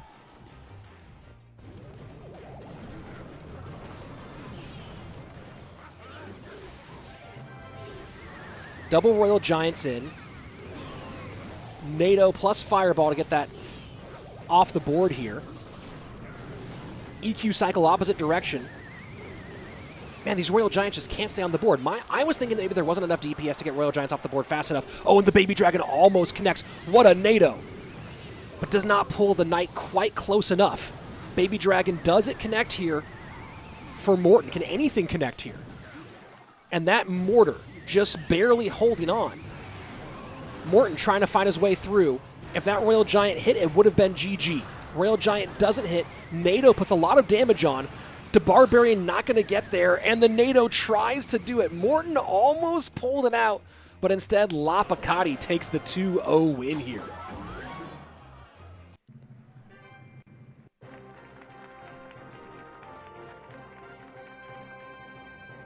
GG. And Lapokati still out here doing it. Lapokati still out here getting wins here left and right. Cuchii and Vitor coming up next. So a chance for Cuchii Cuu to clinch his spot, and Vitor facing elimination coming up in the next match. So that'll be interesting. Yeah, Gabriel Gomez talking more about Mugi. Hey, Mugi had an amazing rookie season in CRL East. No questions about that. Mugi's phenomenal. And people who love Mugi will never be convinced of anything other than Mugi is the best player on the planet. Hey, Gabriel, don't need to spam it. We saw it. Hey, Connor with the $3 super chat because I predicted that one correctly after Lapo was already up 1 game. So there you go. And people who love Mugi will never be convinced of anything other than Mugi's the greatest of all time. And that's fine. That's absolutely fine. That Mugi's the greatest player on the planet. That's totally fine. I do question... I wonder if Mugi was in the West, if he'd have those same numbers. That's my question. And we can't get the answer on that one, unfortunately. But I wonder if Mugi had been on a CRL West team, if we would have seen the same kind of insane numbers from him. Lapokati did it against insanely stacked CRL West. So it is what it is.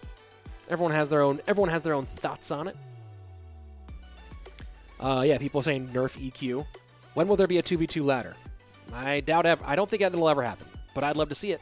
I'd love to see more 2v2 in the game. I love 2v2. I think it's so much fun.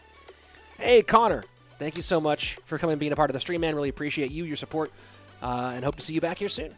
Of course, tomorrow with more of this, and the day after, and the day after. So much more.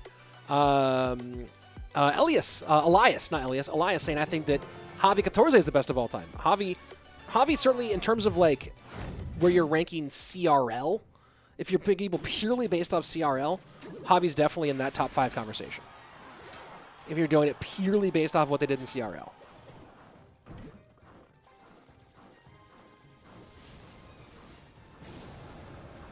And let's see. Ani, you were working on a very important presentation, and you weren't enjoying yourself, but you watched your stream and you enjoyed it? Oh, thanks, man. I'm glad I can make your day just a little bit better.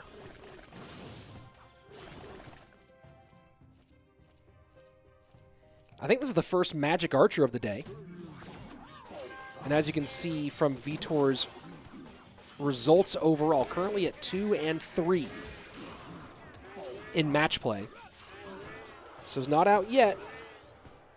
Why is he at 2 and 3? No, he has to be at, I thought he was at 1 and 4.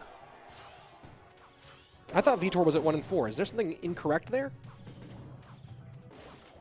Much love from Nigeria, says Mike. Hey, Mike, much love right back.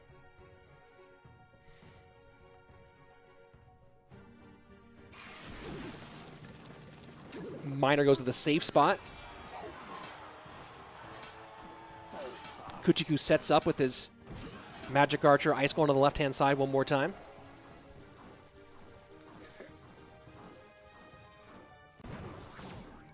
And this should be a full, yep, there you go. Full 9 elixir push on the right-hand side. If you see mini P.E.K.K.A played at the bridge like that, you know pigs are coming in this deck. Zeliak's asking, is Morton out? No, Morton is 2 and 3. So he's not out yet. Morton still has 2 more matches remaining. 2 more or 1 more? Wait a second. I need to go take a look at the standings for a second here. Morton might only have 1 more match left. Let me go ahead and check Appgrade. And there's the link right there for you guys to download Appgrade and check on these sort of things yourselves. I'm going to go ahead and try to see if I can get the group table to update here. Take a look at the current standings. But not currently updating is that group table. Let me go ahead and try this one more time, see if I can get it to give me the important information. Okay, so here we go. Morton is currently 3 and 3. So Morton kind of holds his fate in his hands and does have his match against Brawley as the second to last match of the day. So Morton not out of it by any means, and as long as he beats Brawley, I think he guarantees himself a spot in that top 4.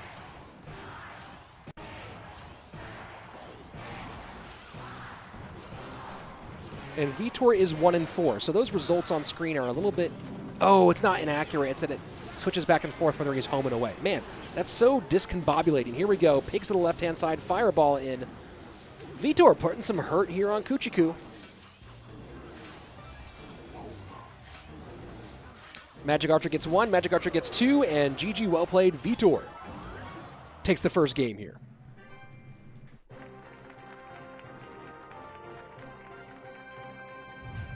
Game 1 win for the Pride of Portugal. GG, well played for Vitor. So yes, Morton is 3 and 3. Currently, the top 2 players are Cuchii Cuu and Lapokati, both at 4 and 2. Let me bring this up here so I can read it.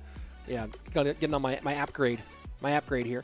Currently, Cuchii and Lapokati both at 4 and 2. The current top 2 players at the moment. Morton at 3 and 3. So fate in his own hands. Predator right behind him at 3 and 2. Novak at 2 and 3, Entriflay at 2 and 3, Brawley at 2 and 2. Does that seem right? And Vitor at 1 and 5. So there you go. That's our current wins and losses and standings at the moment. Who is casting Latin America? Lucas Emiliano Vieira Lorenzo. Lucas, I just linked it right there. And Espanol is going to be Revel. And for LATAM and EU, that's going to be Cashman. So there you go. LATAM doesn't start until next week. This week is NA and EU. This week is EU and Asia. Next week is going to be NA and LATAM. So there you go. You can find the live stream there on Cashman's stream on Twitch. You can also find the replays of those right here on this channel. You can subscribe with the link in chat right now. Subscribe to this channel. Make sure you ring the bell. Make sure you're back here because I'm the home for this throughout to the end of the tournament. Speak Spanish? No hablo español. My mom had me take French in high school, and I don't speak that either.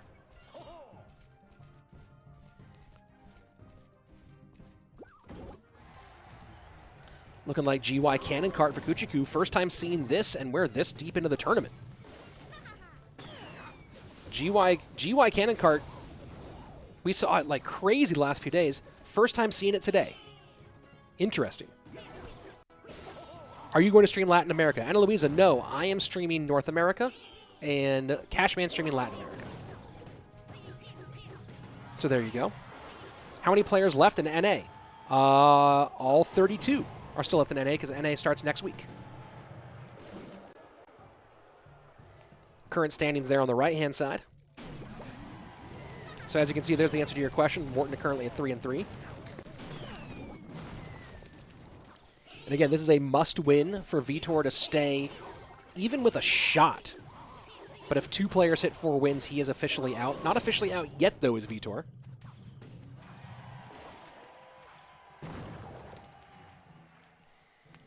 What was the skillful golem deck? If you can get to 3.0 golem cycle. There you go. That's the skillful golem deck.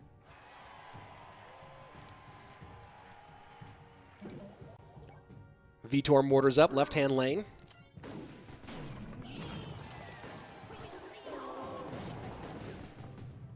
Avery, do you earn money for working at Clash Royale? Yeah, Avery, what you're seeing has been my primary job for the last 3 years, going on 4.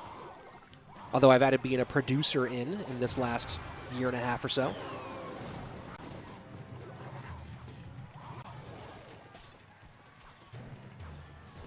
I've been a broadcaster for, oh, the fireball misses the firecracker. And Cuchii Cuu getting the king, oh, don't even get the king tower activation. The unnecessary king tower activation doesn't actually happen for Cuchii there.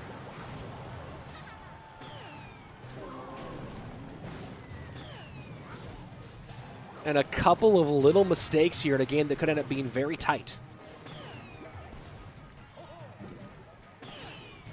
Mortar down, spears in the middle. And NATO pulls all that together for the mortar to work on. Firecracker, though, gets distracted by the knight. So the heads-up play does not pay off as much. Graveyard now in with a knight tanking. And Fireball does take the spears all the way off, but most of the damage mitigated here. Vitor still with the lead as we go into sudden death overtime.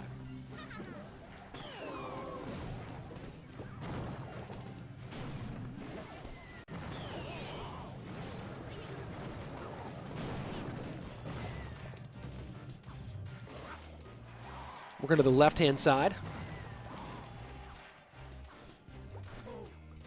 CR Noob, this is not a bracketed tournament here. We are in the group stage, so 8 players in the group. The top 4 will move on. The bottom 4 will be out.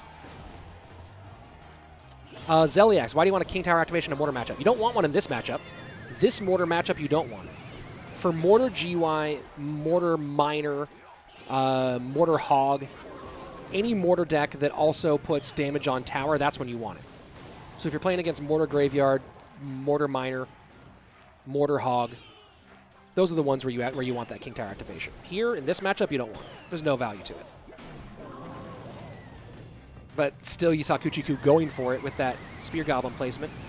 Also, maybe keeping the spears out of the way of the Princess Tower might have been the reasoning there. Here we go, final minute, triple elixir. Vitor in a pretty good spot right now.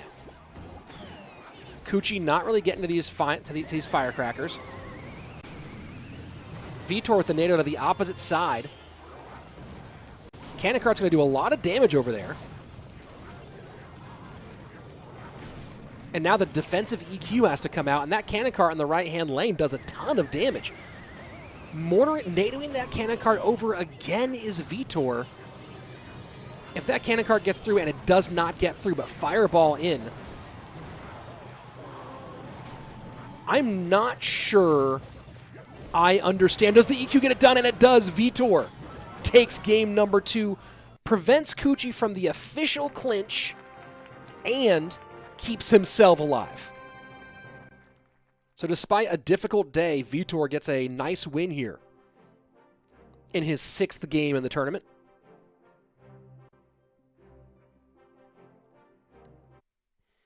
GG for Vitor. Let's see. Let's go take a look at the chat here for a minute as we're waiting for our next piece. By the way, guys, if you haven't yet, like this video and subscribe to this channel. That's right. I know I say it a lot because I've been told I should say it more. I used to say it 0, and then like it didn't result in that many subscribers. Apparently, if you say it and remind people that they should subscribe, they do it more often. So like and subscribe. Boom. There you go. Elbow drop. Let's take a look at the chat here. I'm going to take these sunglasses off here and really read this chat. Really read it. Like, emotionally get into it, find my core, find my center, and dial in here. Let's see. Will Morton move on? He's 3-3 right now. So when he does play, let's see. We just saw that one was Cuchii Cuu and Vitor. So Morton plays again in 5 matches, and if he wins, he'll move on. If he doesn't, he probably won't. So we'll see. It depends on what everyone else is doing, too. What in the world? No, I will decline that. A call just came through my computer for some reason. Declined. Let's go ahead and take a look at the standings here for a moment. So, oh, I guess we're jumping into the game. Never mind. It's Enterflay and Predator. I think this is the first match. Is it the first match we're watching from the Ukrainian on stream today? Yeah, this is his first match on stream today. Only second match of the day. Hug from Portugal. Hug to Portugal. No English, but saludos of Bolivia. Same to you, Luis Rodrigo. There was a lot of the. I noticed that a lot of the Latin American viewers have like a full name as their YouTube name, and I really appreciate that. It's pretty cool.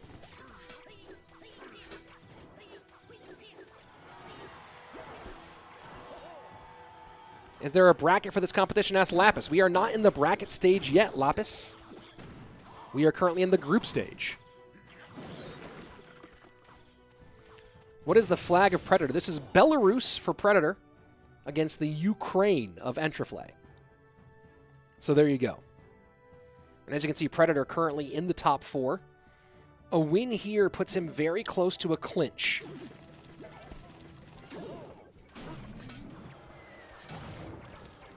And Miter Mortar. So the deck that Entriflay is running, this is the kind of deck that you would like to activate King Tower against. This is where you activate King Tower against Mortar, because then it really limits the ability of or diminishes the ability of the Miner to do damage.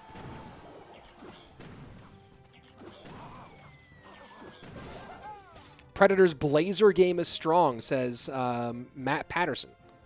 How's yours? And put a Y in my name, Matt. There's no Y in my name. Slaton. And I got some solid Blazers out there. I got some good ones. Minor wall breakers to the right-hand side. Spears go away from the wall breakers, forcing Mortar out.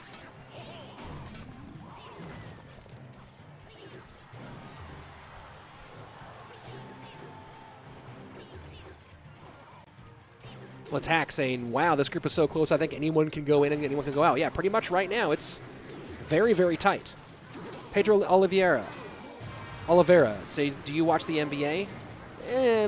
Sparingly. I used to watch it more when the Kings were good in the aughts.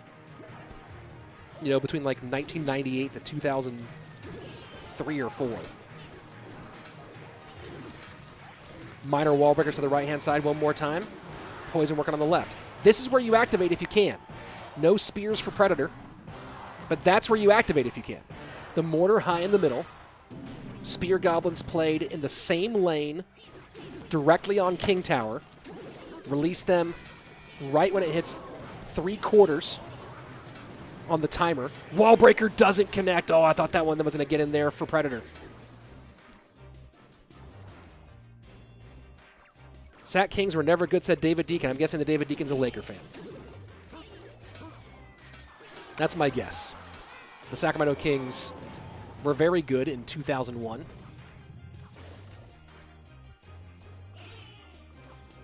Spears to the right-hand side, picked up by the Knight. And the Knight pick up again. Or the Miner pick up. And those Miners do give Entriflay the lead here, and a significant one now. That poison ticking away on the left-hand side. Miner should pull that Knight around to the back, and it does. Hunter high. Can these wall breakers sneak past? Predator probably needs a pickup here, and he gets it with the Knight. And now, just like that, Predator in the lead and a poison away from winning. Miner goes to that inside spot. Smart Miner there. Predator takes the win over Entriflay. Nearly gave that one up. Instead, battled back and takes the dub. Up 1 now in this matchup. Enterflay close to losing his, now on the brink of losing his 4th match, which would be not quite elimination, but very, very close.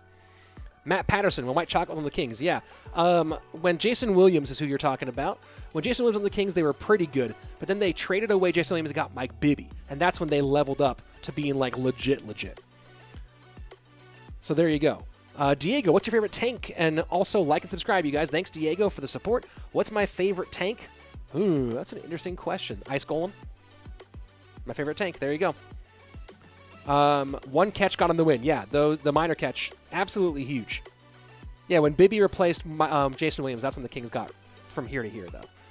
When it was Bibby, Peja, Doug Christie, Chris Webber, and Vladi with Bobby Jackson as the 6th man, Scott Pollard coming off the bench. Hito Turkoglu was a bench player at that time. Yeah, that was some fire Sacramento Kings action.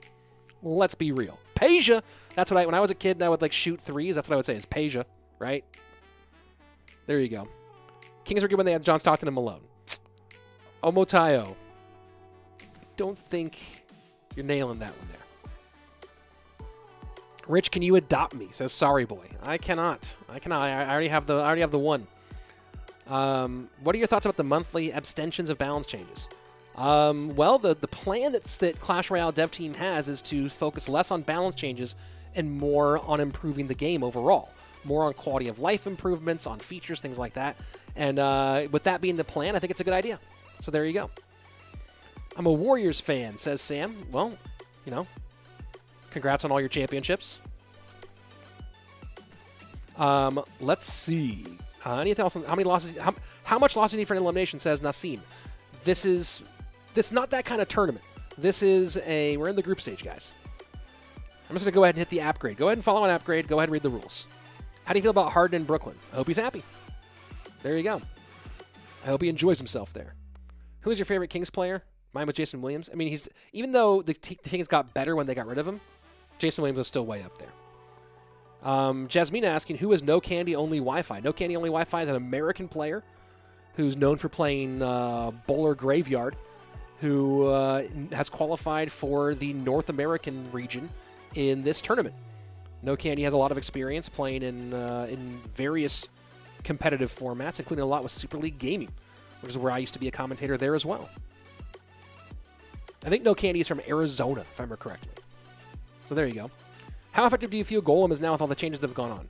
I think Golem is media. I think Golem is not. Golem isn't strong. Golem wins in mid ladder sometimes, and even high ladder sometimes, because people play Golem first play. And there you go.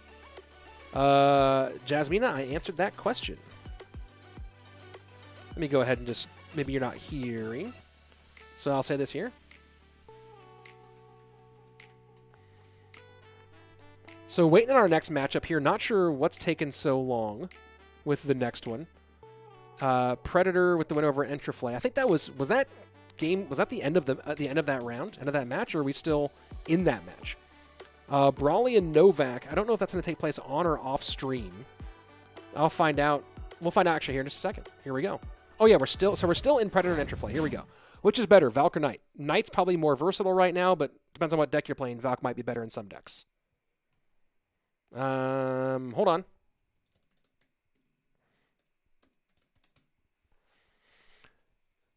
Not hearing sound at the moment. Let me find out from production if that's on my end or if that's on their end. There we go. Now it's back. So you feel that Golem should be tweaked to make it more effective? No, I don't like Golem. That's my feeling.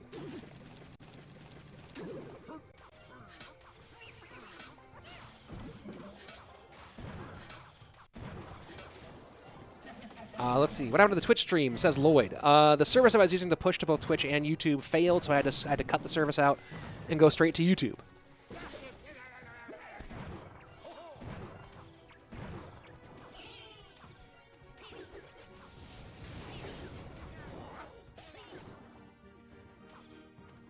Do I think wall breakers are good? That's nothing to see here. Yeah.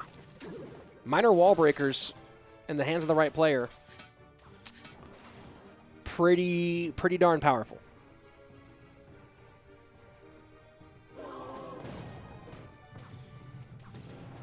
So Mortar Miner for Entriflay. And again, now this time Predator doesn't really have the right kind of cards, I don't think. Because I don't think he has skeletons in this deck. Does he have skeletons in this deck? If he can force out a high Mortar, and I think that skeletons is the last card here. I could be wrong on that one. Sarthok saying, why don't pros use Mega Knight? They do often. It's just not as popular. It was more popular like a meta and a half ago. Like 2 metas ago it was more popular. But it's just not super popular right now.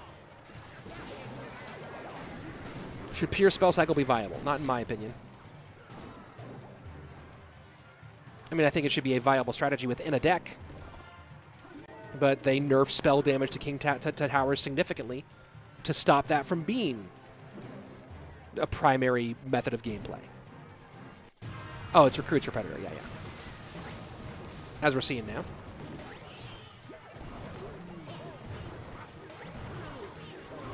Pigs to the right-hand side, run into a pile of troops and other stuff, still get some connections. Entriflay with the lead, but not a significant one. Miner goes to the back, spears up high. That Zappy on the left-hand side couldn't decide what it wanted to do for a while. Looked like a Roomba that got lost.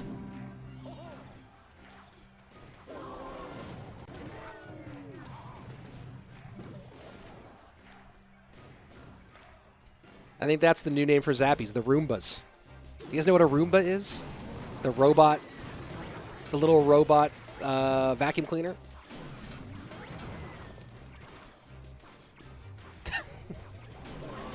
All right. Final 90 seconds here. Miner goes in. 6-man played low. Electro Spirit not going to retarget that Miner.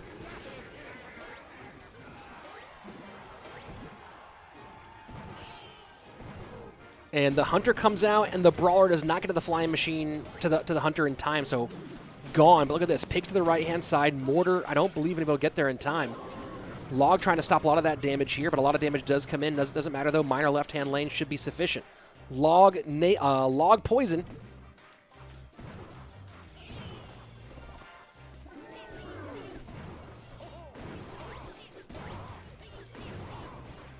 Having to play some defense here is Entriflay.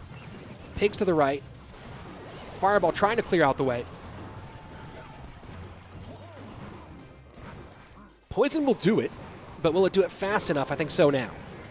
Now it will with the log and support. GG, well played. Enterflay ties things up. We're going to game number 3. Ahmed saying, Rich, can you say my girlfriend's name? Farah. She will be happy. Am I giving the right accents there? Farah? Farah? Farah?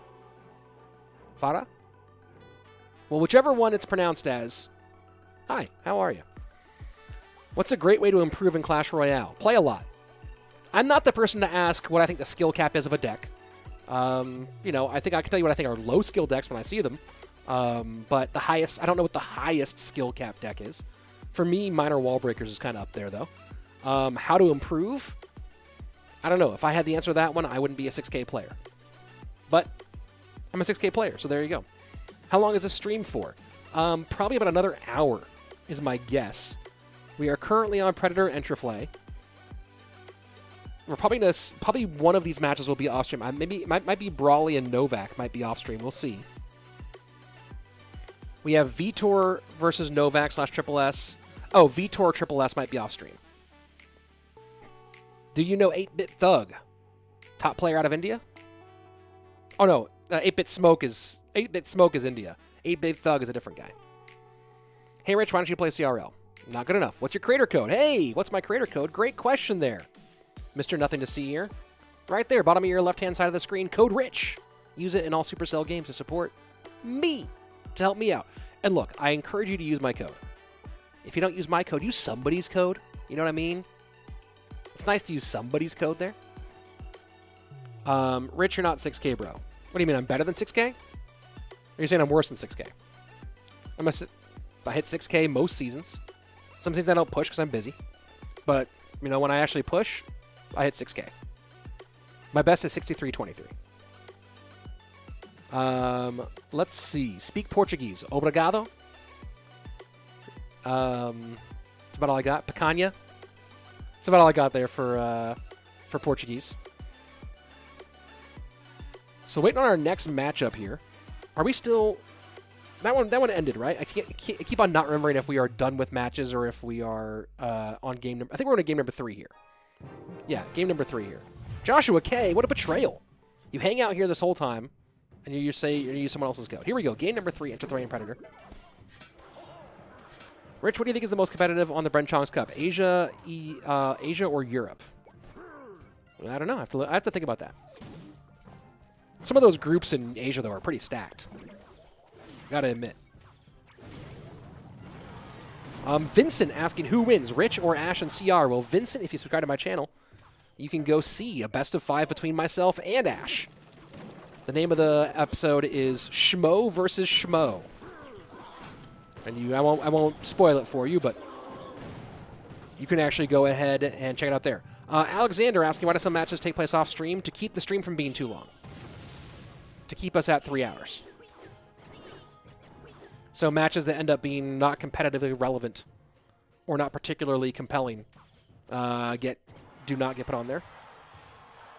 So Pro Bro, the good question, and the technical alpha is over. So I'm looking for other ways to do content for it. And also, I bet between Bren Chong and my production job, I've been too busy to update that account. So I'm going to be slowly building my second channel. Guys, what So Pro Bro is asking about is I have a second YouTube channel called Slaton Mobile Gaming that's for all things outside of Clash Royale Esports. So anything that's not Clash Royale Esports specifically is going to be on Slaton Mobile Gaming. And there you go. So if you want to check that out, that's for other things. But yeah, the technical alpha is over for that game. So when the beta comes out, boom, all about it. And Predator sets up with his royal delivery to the left-hand lane.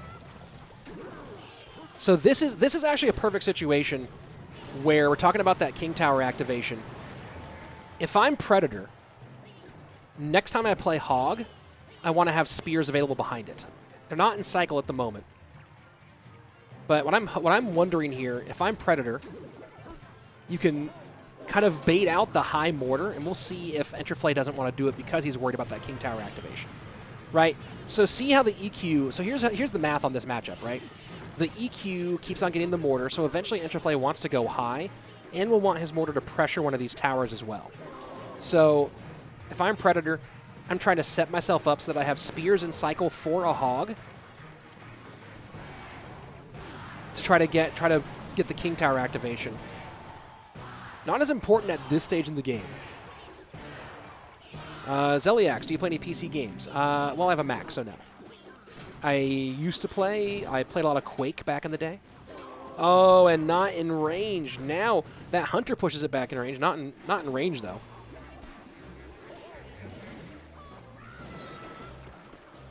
And the Hog at this point, Entriflay, or Predator's not even really thinking about getting that much in the way of Hog damage. He's mostly just trying to use the Hog to force expenditure on that side.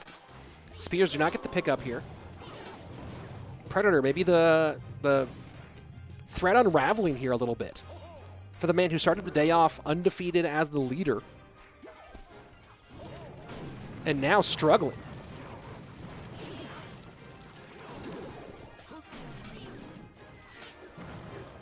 And not even responding to that miner until the log comes out. Predator trying to create one big moment here. I don't think he's going to get it, though. Hog Rider not going to connect. Front with the Hunter. That feels like a GG here. No way that Hog connects. GG, well played. Entriflay staying alive. And Predator now falls to 3-3. What a crazy turn of events for a guy who was standing on top of this group with an iron fist. He had a grip on that first place spot. And then, whoof, poof. And I played Quake 3 primarily. That's what I played on when I played on PC. One in the chat if you play Rocket League. Yeah, I don't play on PC. I play on PlayStation. I play a lot of Apex and some Rocket League. I played some Spellbreak for a little while, but the skill cap's actually too high for me on Spellbreak. I'm an okay Apex player. Spellbreak I could not get. The guys who play Spellbreak are way too good. That one has like... That one, the curve is just like that. Who here is Scandinavian? Probably you, I'm guessing. So taking a look at the standings right now, as you can see, Predator 3-3, and look at that middle. Look at the middle of the standings right now. Predator, Morton, Entriflay, all there at 3-3. And here's the important part about that: Entriflay now holds the head-to-head matchup advantage against Predator. So if they do end up with the same record, Entriflay, this should actually have Entriflay above Predator. In fact, the only reason why maybe he's not is because maybe there's a three-way tie there, which would then be solved by other things. Do I know Swedish? I do not. Do I play PUBG Mobile? A little bit, but not a lot. Clash Royale is my primary game on mobile by a lot, by a wide margin. I play some other games here and there. A little bit of Brawl, but primarily Clash Royale. Do you play Balloon Cycle? Yes, I do. I like playing it. It's fun. Here we go into our next match. Lava or Miner? Miner all day. Here we go. So Brawley and Triple S is taking place on stream.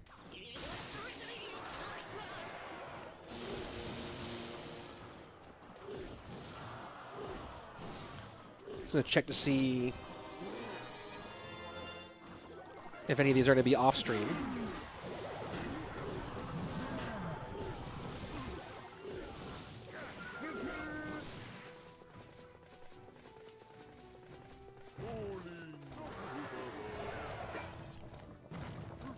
We'll see how fast this game goes.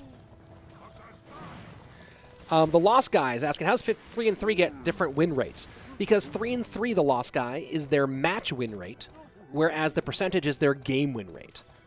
So you might have a win rate, you might have a 3-3 win rate in matches, but you won all your matches 2-0 and lost all your matches 1-2, for example. Versus, so again, since it's a best of 3, your win rate is based on games, and your record is based on matches. And Triple S, a.k.a. Novak, with the Electro Giant deck, as some people in chat are pointing out.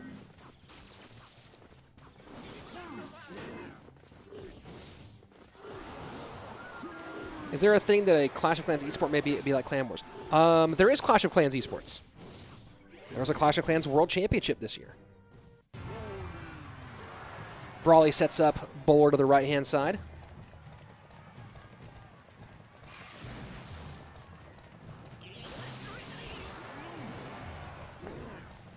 Let me ask one question here to clarify of the League Ops here.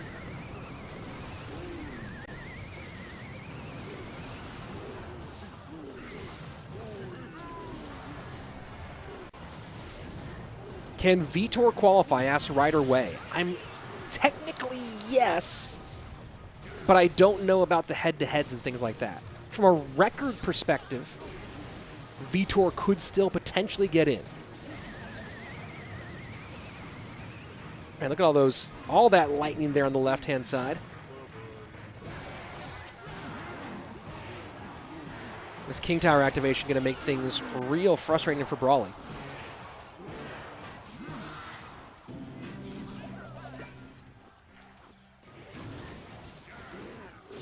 Ted saying, I really hope that CR changes the balance changes back to once a month. Assuming that they are using, as they've said, that the monthly balance changes are being taken out so that they can focus on quality of life and other changes to the game, I'm actually happy with them not spending so much focus on monthly balance changes if they're focusing that on other ways to improve the game. Where is Sandy? I don't know. I haven't seen Sandy today. Sandy, though, the OPOG mod. So a GG there. Triple S just dominating that one. Nothing really that Brawley could do there. Scarmy for Electro Giant, as someone said. Oof. Yeah, that is a bit of an oof for sure. I forgot to eat lunch again today. 2 days in a row I forgot to eat lunch. Oh well. We'll call it intermittent fasting. How about that? Yeah, the E-Giant eats a skeleton army. So remaining matches for the day, guys. We are currently in our last match of round 6, which is Brawley versus Triple S, a.k.a. Novak. The remaining matches for the day are Vitor versus Triple S, Lapo versus Entriflay, Morton versus Brawley, and Predator versus Brawley. So, depending on time, Vitor and Triple S might be the one that gets cut from stream. We'll see what happens. Can you do an Irish accent? Can I do an Irish accent? I've never been quite Irish. How does one do an Irish accent? You almost sound like a pirate half the time, right? Depending on what part of Ireland you're coming from. Never quite... Irish has always been one of the ones that's a bit difficult for me to try to figure out. Here we go. Now I'm trying to get an Irish accent. Trying to get this one to a place where it sounds a bit more like Irish. I think I'm mixing different parts of Ireland as well. Oh, that one went away from Ireland there at the end for a second. I think I'm mixing different parts of Ireland. Different Irish accents all coming together as one. Is cycling illegal in esports? I don't even know what that means. Nothing to see here. I don't even know the answer. Oh, looks like we're in a staring contest. All right, let's go right in the chat.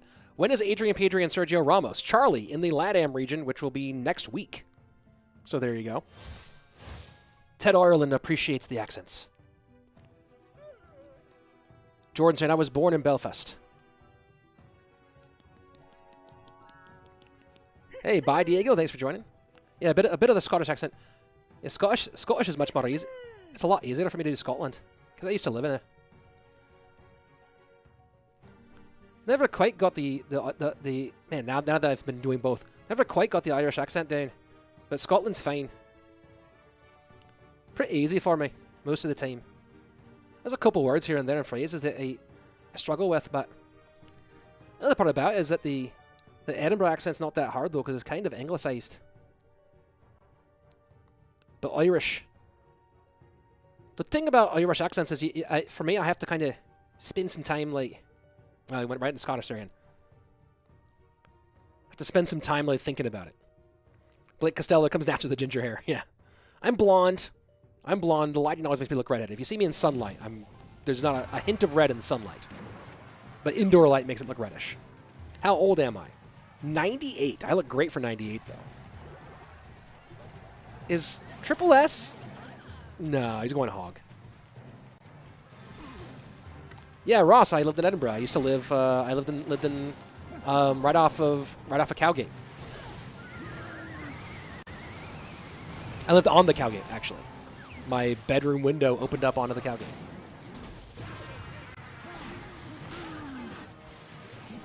Great city, Edinburgh. Lived there for a year.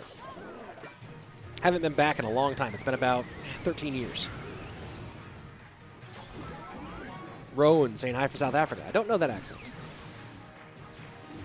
Has there been Expo yet? This could be Expo. It feels like Hog or RG, but it could be Expo. He could be going Expo with a Valk for fear of Graveyard.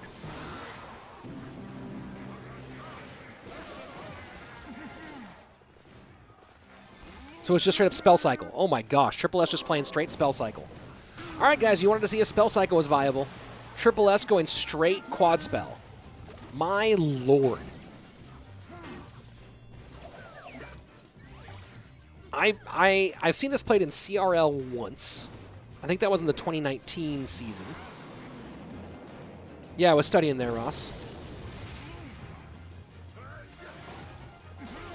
Well, this is fascinating.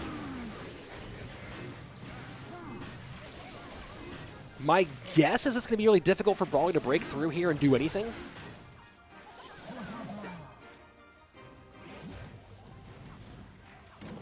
And Triple S with the thanks.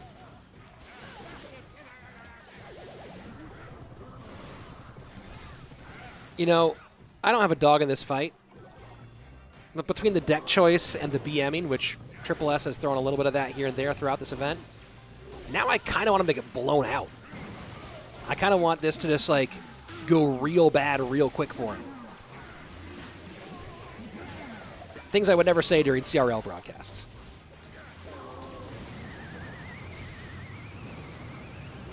Double Ice Whizzes.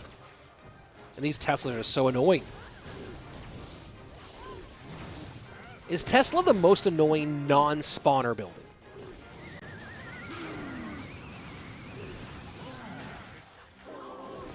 It certainly feels like that. Yeah, Yee, good point. I'll tell you guys one thing about an Aussie accent, though, guys, is this game is drawing to a close, and Triple S gets the pretty easy win here.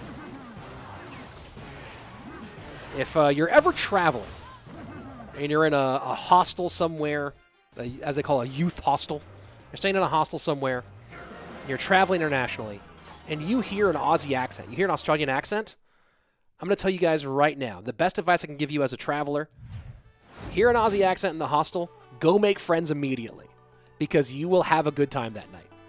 That's my advice. So to all of you who are getting to the age where you're going to start traveling the world, hopefully very soon, when you hear it in the hostel, and I don't even want to try to do an Aussie accent right now.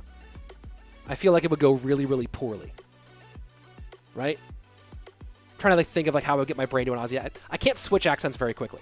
But you hear that accent, you hear that from somewhere, just go there and introduce yourself. Say, hi, my name's fill in the blank. How are you? And they'll go, I'm all right, mate. And then next thing you know, you're having a great time. That's all I got. Here we go, standings as we go into the 7th and final round of our A group. Lapo currently on top, 4-2. But again, with how close this middle is, nobody has clinched and nobody has been officially eliminated yet. Am I better at British or Australian accent? Well, I don't really do straight up English. I think Scottish is my best. After that, I don't really know. All right, I think, yeah, Scottish is probably my best here. Can I bring out the puppo? If he stops by. But, you know, the office door is closed with things up for noise so the baby boy Slaton gets a good nap. That sort of thing.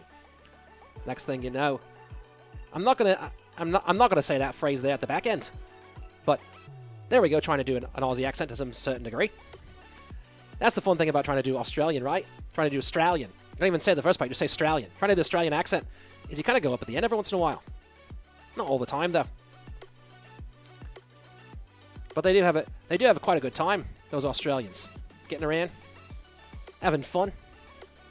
It's the best I got for Aussie, guys. On the fly, without prepping it, without doing my accent research, that's the best I can do. I think it's not too bad for... Not that bad for doing it just straight on the fly, right? Could be worse. Could be worse.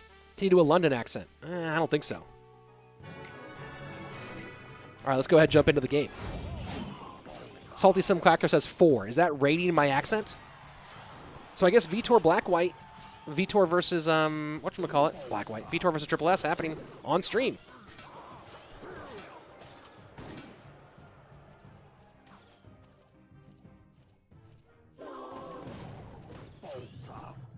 Let's see. This is wrong. Cuchii is 2-5. Not true, Graham.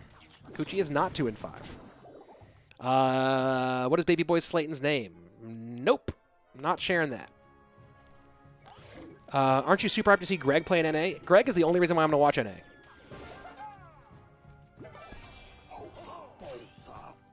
Nice knight to the outside for the Magic Archer. And Triple S with the dab here. So this is fun. Minor wall breakers, different variations in both directions. And the NATO King Tower activation.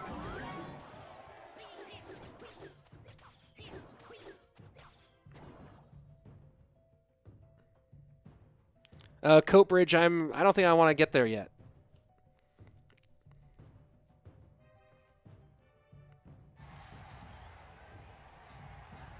Who am I rooting for in this tournament?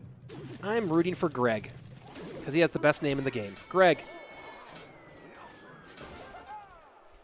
Daryl, I just don't feel like sharing that with you guys.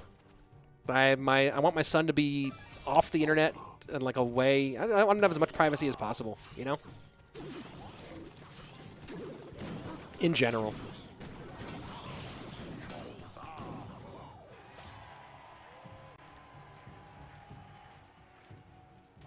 So this is kind of, and Sam talking about playing the classic Minor Wall Breakers when this first came out. First person to play Minor Wall Breakers competitive was Tommy, playing that, and I think the fall split of 2019 for CRL West, when Wall Breakers were still 3 Elixir. And he played it with Inferno Tower then. And he ended up losing a tough game, and afterwards, Tribe Gaming said that the matchup he got in that one was literally the only matchup they didn't want to face.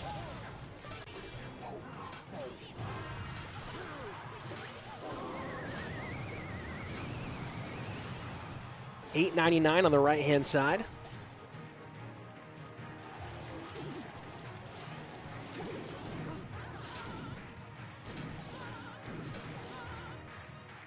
Vitor in pretty good control here.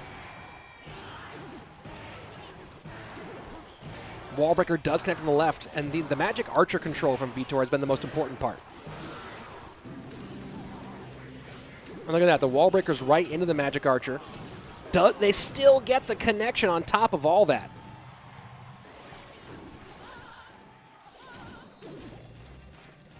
Miner goes to the back. Again, control high on the Valk and the magic archer. I do not like that NATO from Triple S. You're not going to get that NATO on tower. That's a huge overexpenditure. And now easy win for Vitor. Easy deasy dubs coming on in. You guys notice how I also say I say Mrs. Slaton on stream as well, just as a little FYI. GG. Vitor takes game number 1.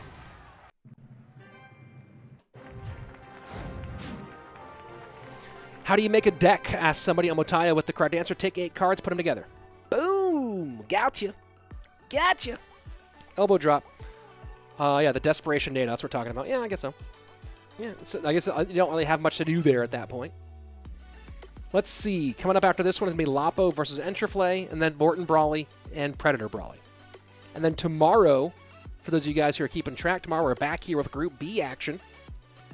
Which, of course, Group B is Benny Hu, Dark Angel, Azelis, Chief Keef, Schwarz, and Mateja, Michifu, and Legolas.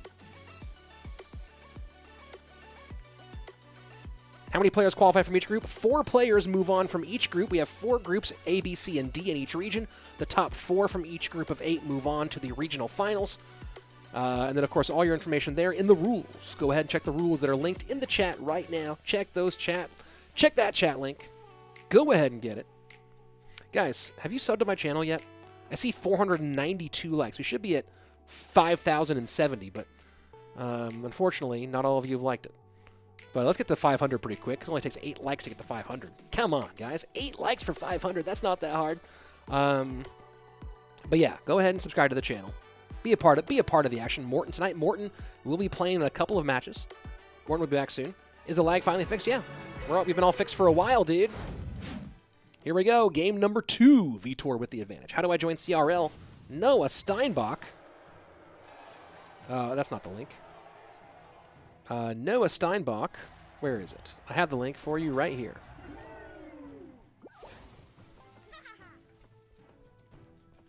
Boom. There's all the info you could need for CRL 2021. You know, I'm going to go ahead and make myself a little hotkey for this, so I can just drop this stuff in for you guys pretty quickly. You go there. Boom. And I'm going to go ahead and create a little hotkey so that you guys can get that info nice and easy. I'll spam it in the chat every once in a while. There we go. Now I have let me see the hotkey works. Boom, there you go.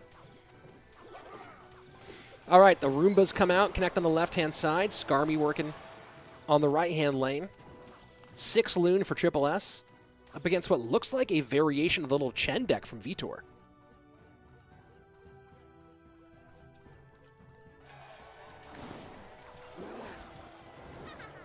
Oh, thank you, Carding with Con. Do appreciate it. And good luck on the carding, dude.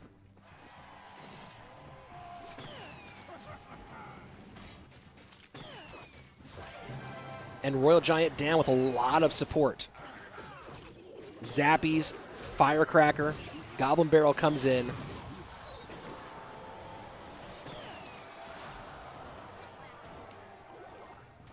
People talk about Surtag. I don't know if Surtag ever plays any competitive events. I don't even know if he ever has, actually. I'm not sure. I don't want to say that he hasn't. But I have never cast a match of Surtags in any capacity. And I have cast a lot of competitive Clash Royale over the last 4 years. An insane amount. Between CRL, Super League, all these different Bren Chong, Moreno, AMG, Cabrera, No Tilt. Yeah, I don't think I've never cast a Surtag match. Surtag played in the King's Cup. King's Cup was a unique event. Ooh, a lot of burn on the right-hand side. Not enough. King's Cup 2, the structure of those matches were a pro, a creator, and a open qualifier. So yeah, like CWA played in that. All the creators played in that one. I don't even know if I would necessarily. I mean, I guess King's Cup 2 is a competitive event. GG, well played. Vitor, 2 O's. And Triple S just throws a 1,000 thanks. Man, don't you kind of feel like Triple S has broken a lot of phones? Don't you kind of feel that way? I just have that phone breaker vibe from Triple S. I don't know why. It just feels like it. There you go. Let's go ahead and jump back out here. People asking for my friend link. I don't share my friend link because I don't want to be spectated. I hate people watching me when I play. Never liked it. Never liked it. Man, I wish I could I have to troubleshoot my lights after this. What is Vitor's last card? Well, might have been GS actually, or maybe I don't remember what he was playing. He was playing a Little Chen variation. So typically that would be either Mega Knight or Giant Skeleton to go with that Royal Giant Goblin Barrel. So who knows? Let's see. It's now midnight in South Africa. Dude, thank you so much for the support. Thanks for being here. And guys, just so you guys know, from the streaming standpoint, I'm not an all-the-time streamer. For events like this, you'll see me the whole way through pretty much. And I'll be streaming this event for a very... When's the final for this? Hold on. Let me go ahead and find the final for that, what the actual full-on schedule is. Because this thing goes on for a while. Hold on. Please hold as I go and find where I have like the full-on thing for how long this goes. Yeah, let's see. Let me open this up here. So we are currently in the group stage. Let's go ahead and jump into our next matchup. We are currently in the group stage, which will end January 26th. And then the regional finals run from January 28th to January 31st. And then the world finals run from February 12th to February 14th. So there you go. So this goes until January 31st, essentially, and then we take a 2-week break off. And we come back for the World Finals from the 12th to the 14th. So there you go. So I'll be doing this. Outside of these events, though, I typically just do YouTube content as opposed to streaming content.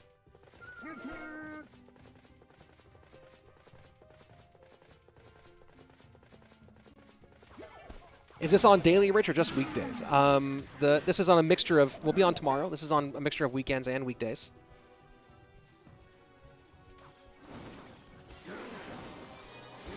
Graveyard on the right-hand side for Entriflay, who is at 3-3. He's in that mix. Thank you, Chandler, for the support. Do really appreciate that. Glad you're enjoying the event. And yeah, guys, hope you guys come back and watch the other stuff that I do. This channel, as I said, is all Clash Royale esports related. My other channel does other gaming stuff. So Cuchii has finished his matchups. He is at 4-3.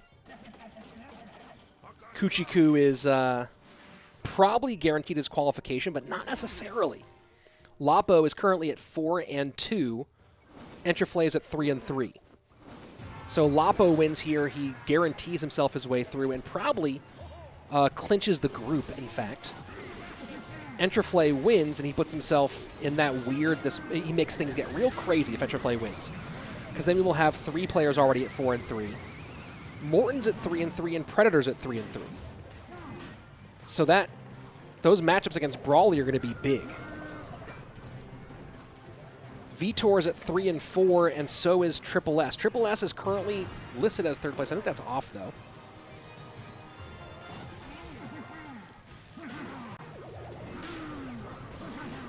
It's 4 a.m. in India. That's crazy. Loving the commentary. Thanks, Luke Pierre. Do appreciate it. Lightning comes in, doesn't get the Ice Whiz, but the Dark Prince does. And that's going to be a healthy Electro Giant with a Baby Dragon behind on tower. The NATO does not get to King, and that's going to be a GG. Lapo going to completely destroy him there. And Entriflay going to take the first loss, and this is big. If Lapo beats Entriflay, he clinches the first place position, and he really kind of gives us some clarity there in the middle. Potential clarity. If Entriflay wins, it all turns completely nuts. If Entriflay wins, it's going to be the ending of this is going to be absolutely wild. Down to the final moments. Let's see. What does Cuchii Cuu mean? That's just his name. I mean, people? I don't know what Cuchii Cuu is going for, but like, it's just that to little babies. You're like Cuchii Cuu to a baby, Cuchii Cuu, right? When you tickle a baby, it's like a thing you say when you tickle a baby. So, as far as I know, Fernando Perez. Hey, guess what? You can play CRL this year. To anybody, and I know you're saying just JK, but to anybody who thinks that they are as good or better than the guys you're watching on stream, guess what? There's the link in the chat right there to the Esports Royale website where you can find all the info for how you participate in CRL 2021 because you, yes, I mean you. Let me get my finger here to like, look at that. Oh, let me get my hand on there. So you, look how close that finger is to the camera. You can be in CRL 2021. It's open. It's an open competition to everybody in the world who has Clash Royale on their phone or their tablet. Put your money where the mouth is. $1.6 million prize pool this year. Giving away like 75 grand every month. That's nutty. That's nutty. That's super crazy. So get in there. Hello from Macedonia. Hello, Macedonia. How can you give such insightful commentary but only be 6K?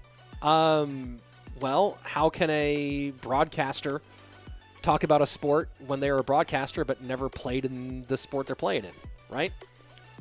I can understand knowing the game and understanding the game. And also, like, to be honest, my knowledge level, when you see Aw Crap should be on tomorrow, and you'll see how it works when, like, you have someone who's a good broadcaster and someone who knows the game together, like the way that Andrew and I do it for CRL. But or if you listen to when Eric came on with me during the All-Stars event, it's even, you'll see how much better it is when there's someone who's a good broadcaster and knows the game pretty well, paired with someone who like really knows what they're talking about, right? But I understand the game reasonably well enough to do my job, but I'm just not good, right? I get nervous when I get nervous when I play sometimes. I have fat fingers. I don't know every matchup. Good night. Do you speak Portuguese? I know a few words. That's about it. Love from Kosovo. Love to Kosovo. Balloon to the left-hand side, right into the Roombas. And it should not connect, and it doesn't.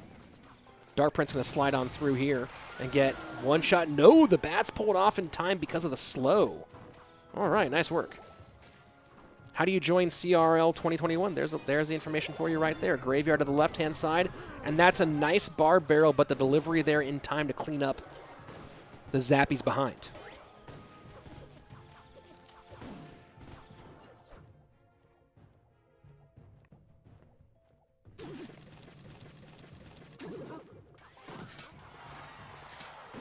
Hello from my house, Rich has been in the same state. Hello, Sam. And guys, once we are back to a more normal environment, I plan on hosting some live events in Texas. So those of you who are watching from the state of Texas or within reasonable driving distance, and Texas is so big, trying to drive anywhere into Texas is bananas, as I've discovered going between El Paso and Austin. But I'll be holding some live events in Texas, specifically in Austin. Maybe in other cities as well, but definitely in Austin. So you have to come out once that happens. I'll have lots of giveaways, t-shirts, wrapping paper, a whole bunch of fun stuff. Miner goes to the back.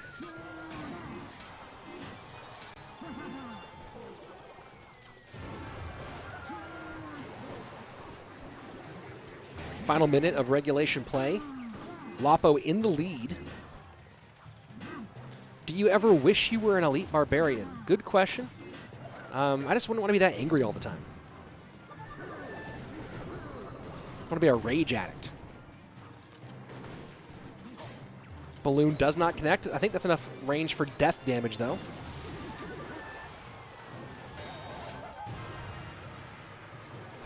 Sam, you're in Odessa? That's West Texas, right? 22 seconds remaining. 1462 to 1584.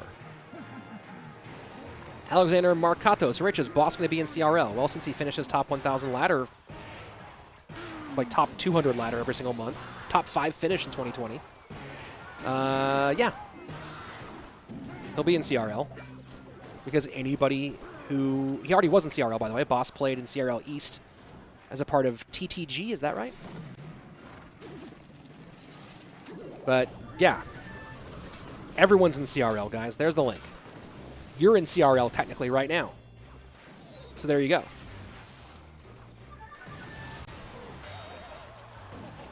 Ice Golem doing its job, kiting to the right-hand side. Entriflay with the lead as we go into the final 90. How do I feel about Lubbock? Never been. And as a UT fan, as a Texas fan, not super jazzed. Here we go. Prince tanking for the graveyard. Delivery comes in.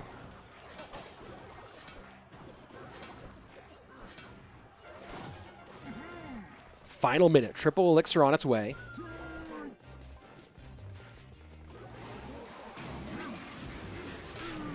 And here we go. Balloon to the right-hand side. Miner goes to the Hunter. But that Miner placed just a little bit weird. And rather than the Hunter killing the Ice Golem, the Hunter just blasted that Miner. Enterflay has got this pretty well sorted. I mean, look, Snowball plus the... Oh, how did that not drop a bomb on the tower? How did that not connect? What are you talking about? What are you talking about? How did that balloon not get a drop there? That balloon came to the tower, looked at it, and went, never mind. Never mind. Ooh, boy. Dalton asking, do I ever get noted the repeated questions? Yeah, a little bit, but it's part of the game. It's part of the job. I need to create some macros so that those questions are answered. On Twitch, I have a bunch of those automated, like command different things, and they come up. I just got to create more macros so I can answer those questions just with a button rather than having to waste my voice. Wonder if Andrew should host one time and let Rich play in a competition. There's no reason for me to play. There's no reason for me to play in a competition. Texas got Bama's offensive coordinator. Yeah, Sarkeesian. We'll see if he works out here for UT. We'll see. 100% connected. No, it didn't get a drop, did it? It just stood there and looked at the tower, right? Am my brain broken? Do I eat tacos? Who doesn't? Who is Lopkins and where is Lapokati? Good question. Good question there, Problematic. Are you employed by Supercell? Hard question to... More complicated question to answer than you might imagine. Is SK Morton done? No, Morton still has one coming up. Morton is coming up next after this against Brawley. It's because there were zappies. Yeah, but were they hitting? Guys, I'm not going to play CRL. I'll push ladder, but I'm going to push into the 6Ks because that's how good I am. So there you go. Let's see. Guess we're going to go to a third game here between Lapo and Entriflay. I do typically prefer burritos more, although Torchy's Tacos in Austin is pretty banging. I've heard about heard about Anaban. Is there news about Anaban? Let's go to Twitter. Do you have another job? I have multiple jobs, but they are all related to gaming. I was pretty much exclusively a caster for the last few years, and then now I've added in producing the last like year and a half, 2 years. All right, let's go ahead and jump back into the game. Let's see. Oh, Anaban saying, I don't have motivation to play Clash Royale. I'll play for the Mexican national team and try to be in CRL, and that's all. I don't know, that seems pretty, like a lot of playing. Interesting. Okay. So he's renamed his accounts and will play in CRL and No Tilt Worlds. Oh, sounds like Anaban's playing Clash Royale. Josh Cart saying you did some comedy in Austin tonight soon. Now that Rogan is there, it should be blowing up soon. I think that Austin's going to have a pretty big comedy explosion this next year between not just Rogan, but other people who are going to be in Austin. I'll be doing comedy again when I think we are past the current situation. But at the moment, I'm not going to be doing a whole bunch of stuff with big crowds.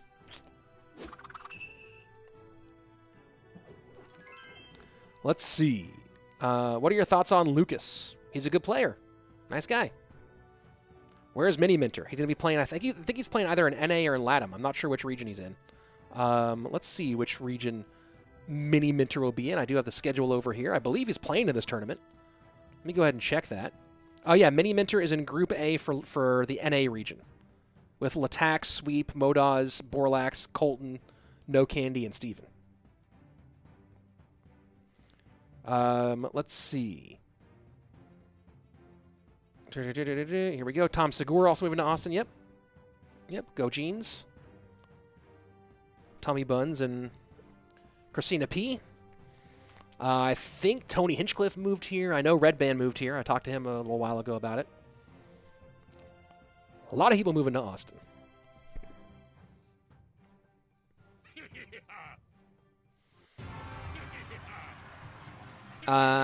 Let's see.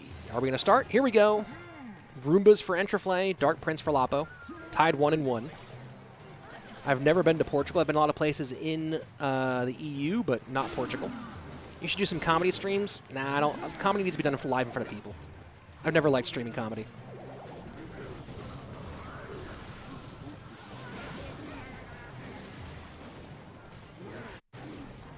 Yeah, pretty much the entire Rogan crew has moved. I mean, except for Joey, who moved back to Jersey. But a lot of the Rogan crew has moved to Austin. I don't know if... I think Tony's moving here. I don't know for sure. I think he is. I haven't asked him about it. GY freeze to the right-hand side. Big damage here from Entriflay early.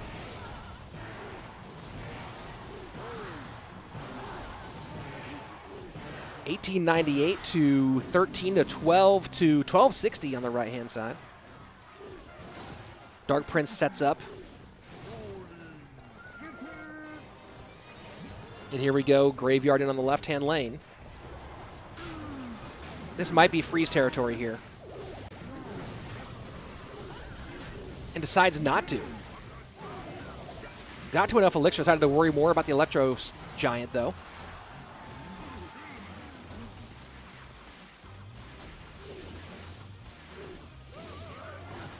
And there you go. 5:31. Brendan Shaw moves to Austin. I said comedians are moving here. Final minute 15, Graveyard to the right-hand side. And there you go. That's going to be... Oh, no, but the Inferno Dragon connects, and Enterflay takes down Lapo, and this whole group is completely insane. Yeah, brutal matchup there in favor of Entriflay. And there you go. Entriflay gets the win. Half the people are at 4 and 3. Half are at 3 and 4. I can't wait to see the actual rankings here. Yeah, no income taxes. Yeah, no, if you just got paid $100 million plus from Spotify, I'd move to Texas as well. With no income tax.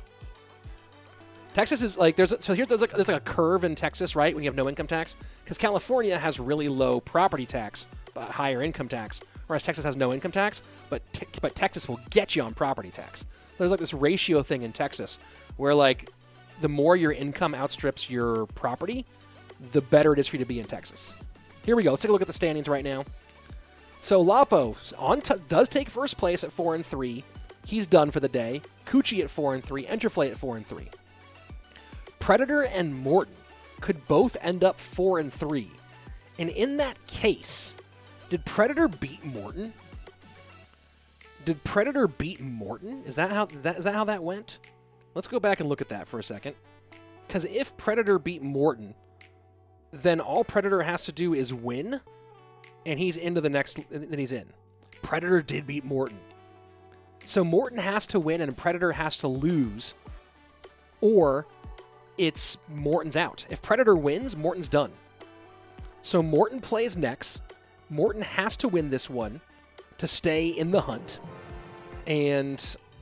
yeah. Here we go. So Morton has to win, and that doesn't even mean anything.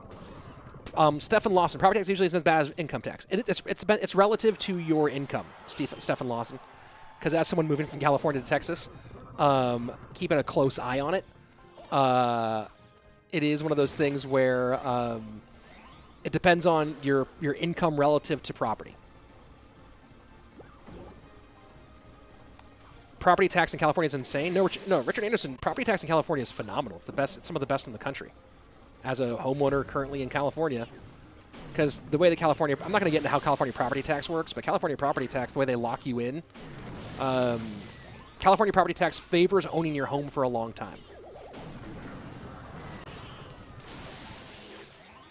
So if you are like low middle income, and if you are a low middle income person with, but a homeowner in California, depending on like how it works when you go into Texas, it could be better.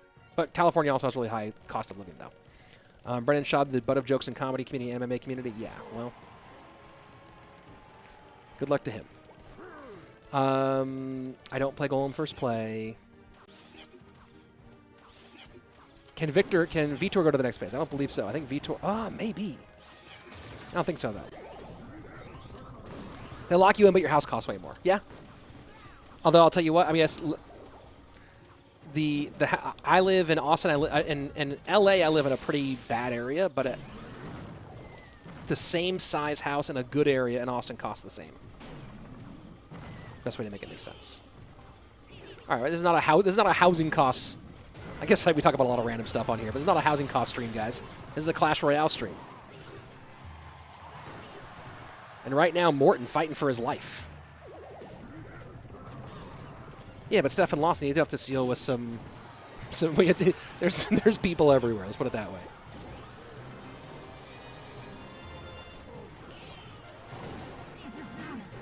Graveyard to the right-hand side for Morton. Does not take the swing on the left. Would you consider Golem first play if there's a 2-minute staring contest? No. It's only if like you just straight up, game starts, boom, Golem down. 2-minute staring contest, the non-Golem player has a chance to make a choice and force the action. Basically, if Golem is the first thing you do in single elixir, or if you cycle a card and then in a staring contest, you cycle a card, everyone resets, and then you go Golem. Yeah, you get the idea. How many more games today? We are on the second to last match of the day. Morton has to win this one to stay in the tournament, and then has to hope that that Brawley wins his final match of the day against Predator. We'll see if that happens.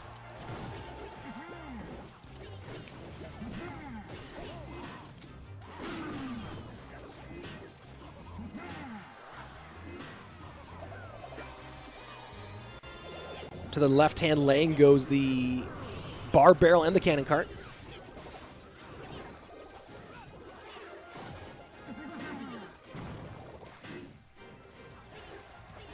Morton can still surpass Cuchii Cuu into. Oh, interesting. Oh, that's a good point here.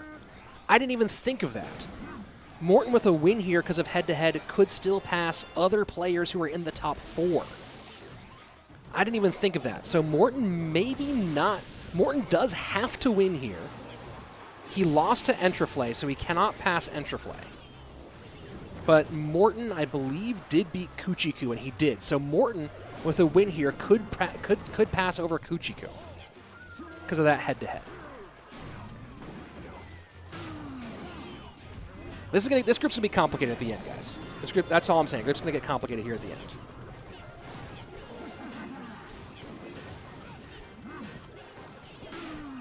Yeah, Morton has had some sketchy matchups. Hold on, actually, I'm supposed to be on a call at 5 o'clock. I'm supposed to be on a call in 10 minutes. That is not going to happen. So give me a second here to let that person know that it's not happening. And Morton wins his first game. Very important first one. Now let me tell them they have to postpone, push it back a little bit.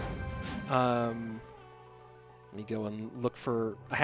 sorry, I have to do this right now, guys, because I'm supposed to be on this call at 5, and it's not going to be at 5. Running a bit late with... Let me just let them go, let them know.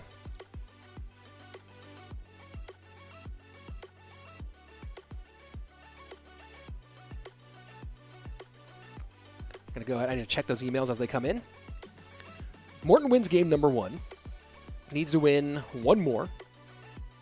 And you need to subscribe to my channel. There we go. Look at that. See how I did that? Subscribe to this channel. I don't know how many subs. Let's check how many subs we're at, guys. That's a fun game. Are we at 16? I think I was trying to push for 16 today. 16,000. Guys, ooh, this is fun. Hold on. Let me just jump in here for a second. We are at 15,953 subs. Guys, we are 47 subscribers away from 16,000 subscribers. If you haven't subbed yet, this is the time right now. We are 47 away from 16,000. So if you haven't subscribed yet, do it right now. Go ahead and get me to 16K. That would be super duper cool. That would be a great way to end the stream, a great way to make my day. I would really appreciate it. Man, these shadows are getting even more brutal as the sun starts to not come through the window so much. Gotta fix my lights tomorrow. Guys, yeah, throw those subs in there. Would really appreciate it. Where are your shades? Anton, you know what? We are reaching the end here. Let's go ahead and throw on the the bad boys. That's right. Boom. There we go. There's the sub shades. Let's see. These ones are called the professional respawners. Pretty rad, right? Who brings the drip? Waiting for game number 2 here. Why can't I sub again, Martique? I don't know, man. That's brutal. Oh, guys, and we just hit 600-something likes, too. Guys, the likes and the subs coming in right now, super, super cool. I really do appreciate that. Means a lot. And here we go, jumping into game number 2. Morton with a chance to keep his hopes alive.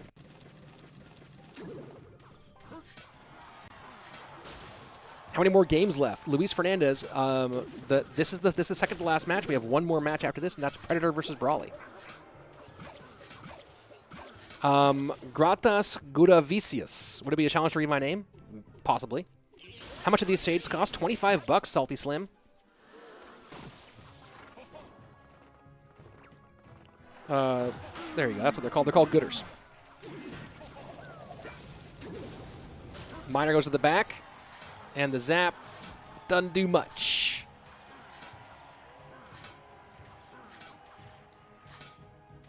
So Minor Prince.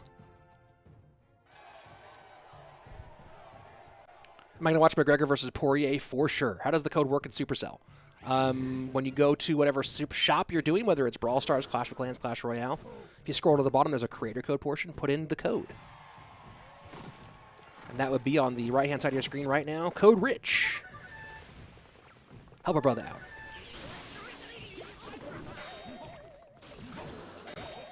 So, giant double Prince for Brawley.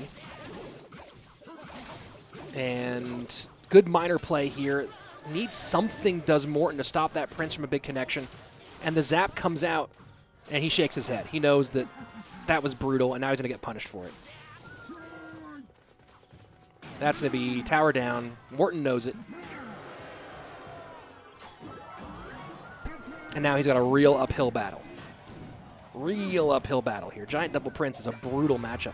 Morton's matchup situation today has been absolutely rough. Salty Slim, that's how much gooders are. They're always 25 bucks or less if they are on sale. It's one of the many reasons why I'm such a huge fan.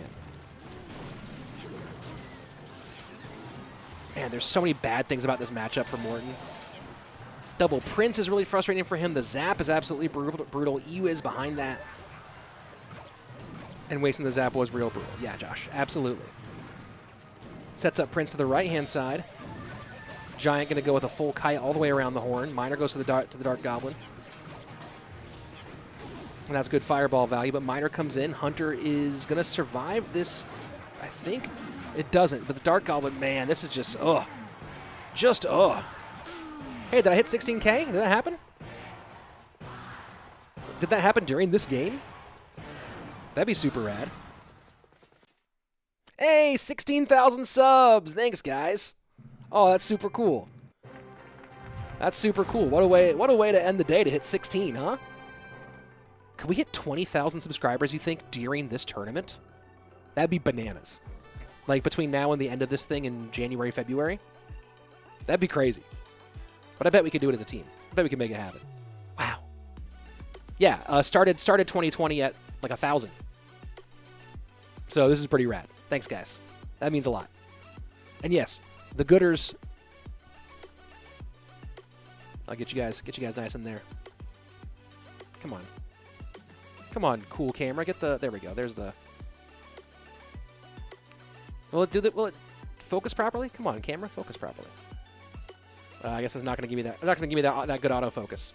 It's supposed to give me good autofocus. Boom, there we go. And trying to show it. Oh well. Let's go ahead and take a look at the standings. And I think that Rebel's explaining everything right now. I think Rebel's explaining exactly how it breaks down, but I do not speak Spanish, so I'm not going to take us in there and get a good look at it. But Morton does have the win over Cuchii. The question is, like, with everyone being at 4-3, what the heck happens after that?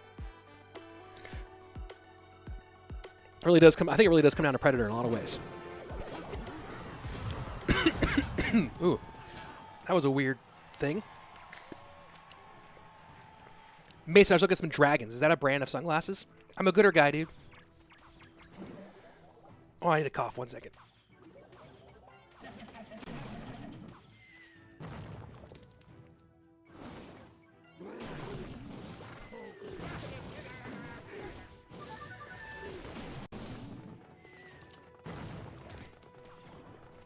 All right, there we go. There we go. I think I'm alive again.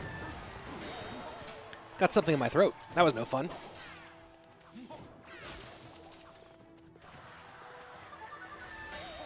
Ooh, Prince does connect for Morton on the left-hand side.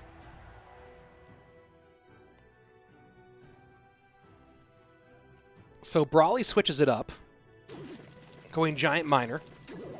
Morton goes Miner, Mortar, Prince, and look at those bats. Look at those bats all over the tower. Hey, tower. How do bat bites feel? Oh, it's lava. It's not Giant Miner Prince, it's lava. Ding dong. I don't know why my brain said Giant Miner Prince. Why would it be that right now? Or Giant Miner Night Witch. Brawley goes lava, which makes way more sense. Have I listened to the new Eminem album? I have not.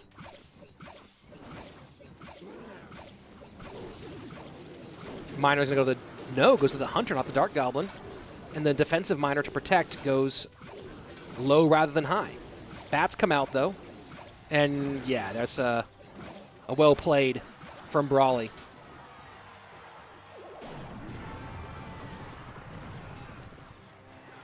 And that should be 2 connections on the right-hand side.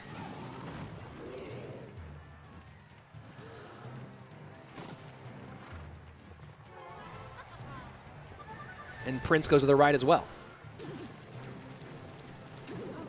And Miner, that's a good spot. That's a good choice on the Miner here. Go ahead and guarantee the damage. And this time the Miner does go to the Dark Goblin. Good Prince. Great Prince to pick up the Miner and the aggro from the rest of that. Can Morton stop this? Fireball comes in. Where's his zap? And there's the zap, and Morton just sewed that up. Whoo, boy. Great game from Morton. Great defense from Morton. I'm pretty sure I would have lost that. I'm pretty sure I would have lost that game. That's just the feeling that I have. Would I have maybe won it? Maybe. Do I think I would have lost? Probably. Morton wins the game, keeps himself alive, and we are going to have at least 4 and potentially 5 players at 4 and 3. That does mean that Triple S, Vitor, and Brawley are all officially eliminated. No, wait, Brawley's not. Oh, no, Brawley is. Yeah, Brawley is. Brawley is. Brawley's officially out. So 3 players officially out, including Brawley. So the question is, like, what does Brawley bring against Predator? Does Brawley, like, bring the fire against Predator, or does he just kind of, like, do whatever? Let me go ahead and check my email, because I did just need to confirm that that guy is okay with our slight delay here.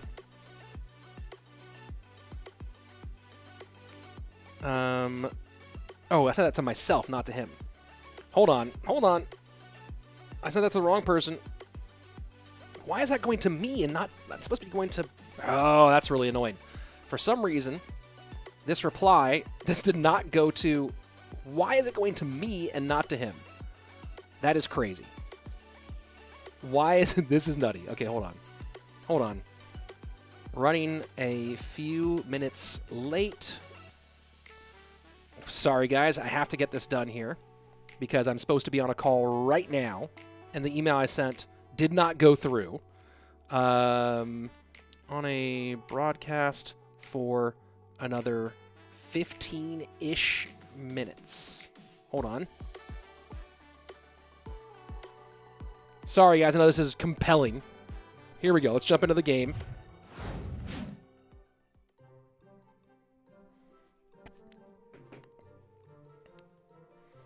And, wait. Okay, there we go. There we go. All right. And here we go. Final match of the day, final match of the group. Predator. I believe this is a win and you're in situation for Predator. Although it might depend on whether he wins 2-0 or 2-1. Man, so many crazy things happening. But I believe this is winning you're in. Don't know what Brawley's going to do here. He's going to go... Does Brawley still... Does he find a way? How hard does he go here?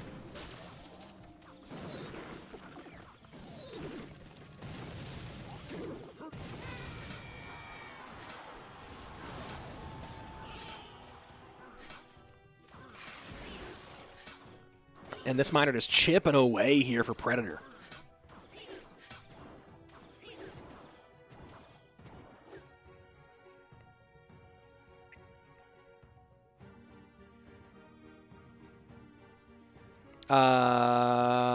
Dehi per save the gold to level up cards that you need. Definitely save up your gold to level up cards that you need. For sure. No question. People are like, how do I max a deck? Stop spending gold on random cards that you don't need for your deck. Morton did not beat Entriflay. Entriflay beat Morton.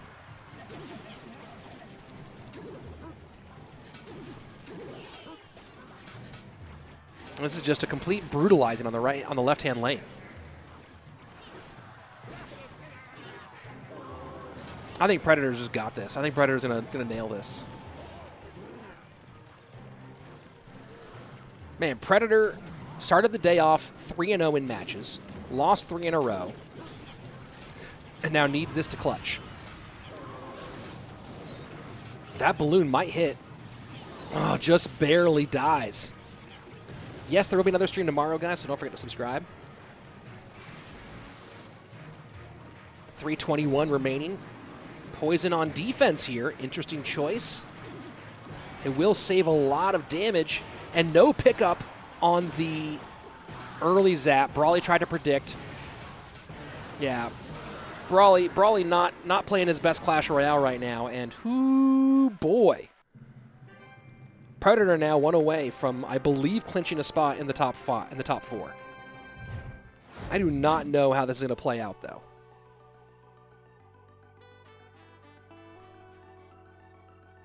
I do not know. This is nutty. This is a nutty ending, guys. What a nutty day this has been. Using this name set, one time I was watching Havoc gameplays, 15 things only noobs do, and that's when I realized I should stop upgrading random cards. Yep, there you go. Don't upgrade random cards. It's a big waste. Upgrade cards that you need towards the deck you're going to play to push ladder. Good call. Good call indeed. Your tower will get there. Once you've got a deck, once you max a viable deck, then you can worry about maxing more cards that could give you variations on that deck, or maxing a win condition that could give you a different direction with similar support cards. But yeah, for sure. No, this has nothing to do... Guys, this is not CRL. So this tournament has nothing to do with CRL at all. It's just another tournament. CRL is totally separate. There's the rules for CRL. You have to upgrade random cards sometimes, though. Yes, but do it after you upgrade your deck. Get your deck up first, and then do the other one later. Patrick, why do you wear glasses? I like them. I didn't wear them for half the stream. I wore them for half the stream. But I like wearing sunglasses. There you go. Yeah, Pesman, good idea. Max out all your commons, because every chest has a common which will get you king experience or star points. Yeah, I would definitely focus on getting getting a deck leveled up first, though. Is Morton already in the finals? No, Morton is not already in necessarily. I'm going to try to get some information from League Ops. So...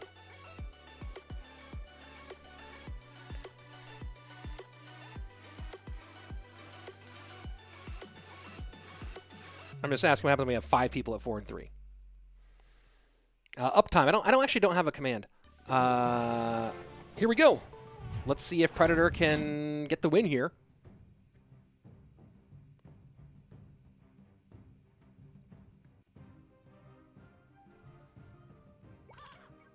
How does Morton get in the finals? Well, the first one is if Predator loses. Yes, but Morton might have tiebreaker over Cuchii, but with all these players tied at 4 and 3, it's going to be crazy. Sam, I wish I had someone answering all the random questions for me, who had all the answers and answered them for me. What about these glasses? What do you mean? I like wearing them. These are gooders. They're fun to wear.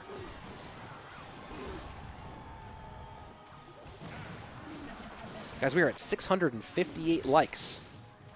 And let me check the new sub count, because I know we broke 16,000. 16,005, I believe, is the number that we're at. Pretty darn cool, guys. And ladies, I use guys to just as people. My guys is not gendered. Team, squad.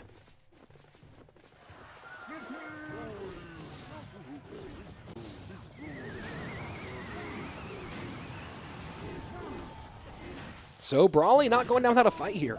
Running giant bowler graveyard. And let me go ahead and just confirm. Now, did this one go? Oh boy. Hold on. That's the. Did he get my email? Did it actually send, or did it not go to the right person? Let me go ahead and. This is the person I'm supposed to be on the phone with right now is calling me. I'm very sorry, guys. But this broadcast has gone over.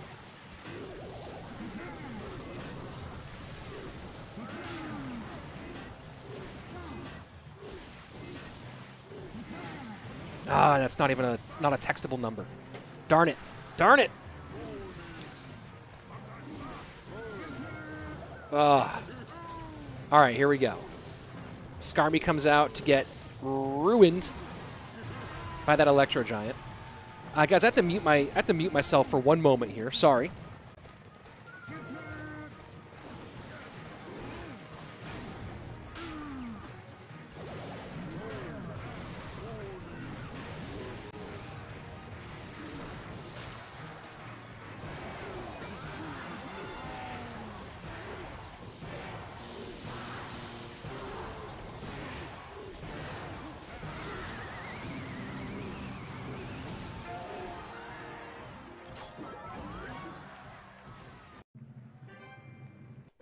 All right. I called the guy real quick and said I have to call him back later. Predator wins. So, first of all, crazy comeback from Predator there. Electro Giant OP. Annoyed that I was solving this this situation. Now, what I don't know is who wins. Dude, Predator's photo game, though, is so fire in this thing.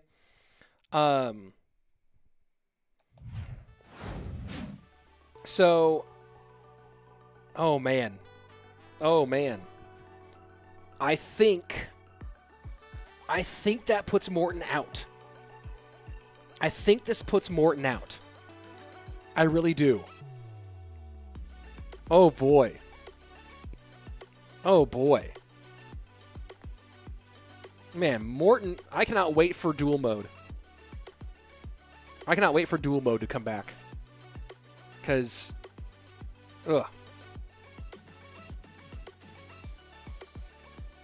Oh, boy. I think I'm waiting to see what the results are. We're going to get it soon. They're working on it right now. I think this means Morton's out, though. Hold on. Let me go to Upgrade. There's a link for you guys for yourselves. Let me see what these results are. Let me go back into the table, see if it's been updated yet. Oh, I haven't updated anything for a while. Hold on. Let me get out of here and go back in.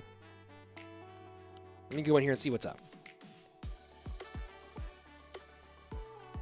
Well, yeah, this upgrade ranking is not trustworthy. So, Cuchii, Morton, Entriflay, Lapo, and Predator all tied at 4 and 3. Novak and Vitor at 3 and 4. Brawley at 2 and 5.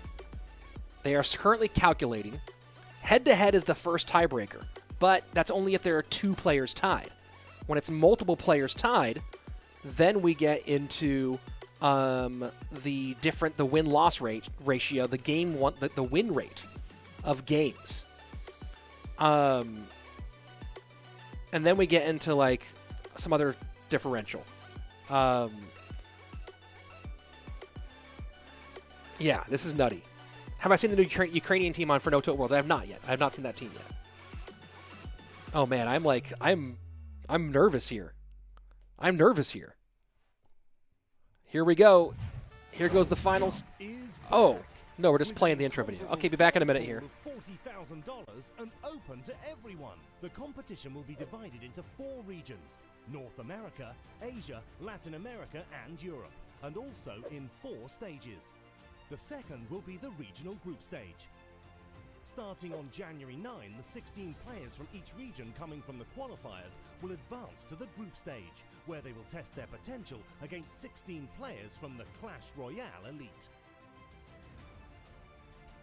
These 32 players from each region will be divided into 4 groups of 8, and in a round-robin format, they will fight to advance to Phase 3.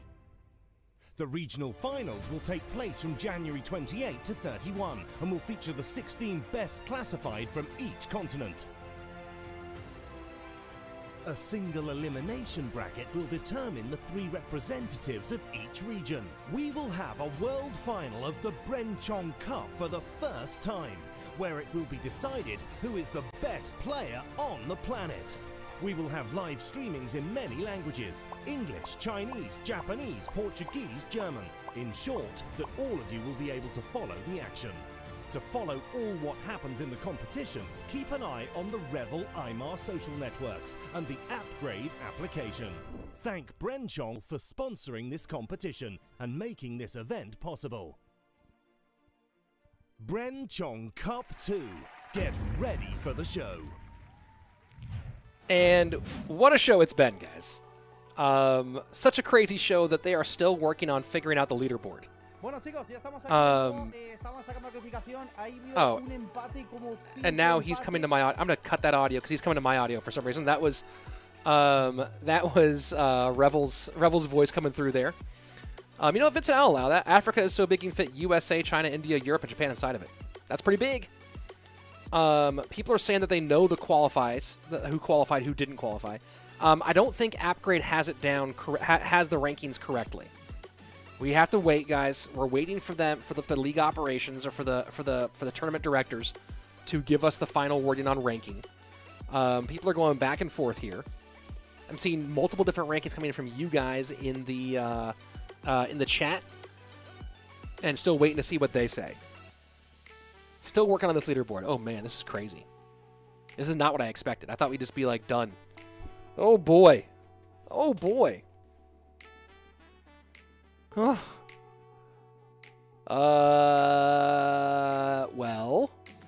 how are you doing? How are your emotions holding up? If you like drama like this, subscribe to my channel because this is where you get the greatest drama in Clash Royale. Oh boy, here we go. The final standings, they are in. Oh my word. Entriflay number 1, Lapo number 2, Predator number 3, Cuchii Cuu number 4, and Morton does not make the top 4. Oh my word. How he has the same win percentage as Cuchii Cuu and has the head-to-head. Wait a second. How does... I need to clarify that with... how does Morton have the same win rate as Cuchii and head-to-head but doesn't win? What is happening?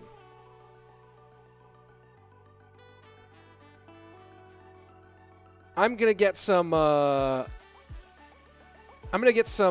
clarification here. That's not okay. So guys, that's not final. They're still working on it. What the heck? They're still guys. Those are not final. Not final. Not final. Not final. Apparently, they are still working on the standings. Why would you show that then? Why would you show that if that's not final?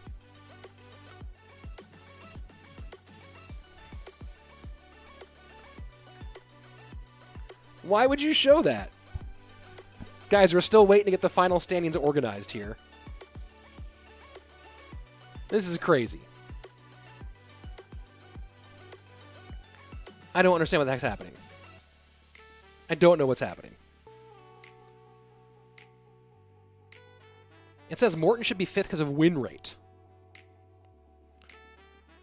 I don't think there's even crowns in here. I am blown away right now. Someone's saying Entriflay is out. Entriflay is out. Well, we'll see. I don't know. This is nutty. This is such a crazy ending. This is such a crazy ending. Can we get a ruling? They're in there trying to figure this out right now.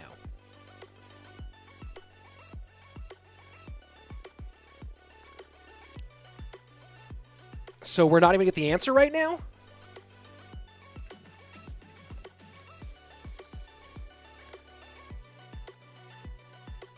So we're not going to... Apparently... Hold on. We're going to wait a second, guys. Hey, Mikey, thank you for the $4 Canadian. Do appreciate that. Haley, thank you very much for the $3. Hey, thank you so much, everyone, for the support. Are they playing the video again? Are they playing the whatever video again? This is so crazy. This is so fun. Who knew? Who would have known the best drama of this whole thing is after the gameplay is over?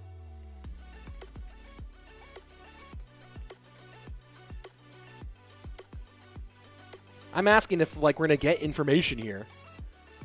We might not get info. It might just be posted on Twitter after this.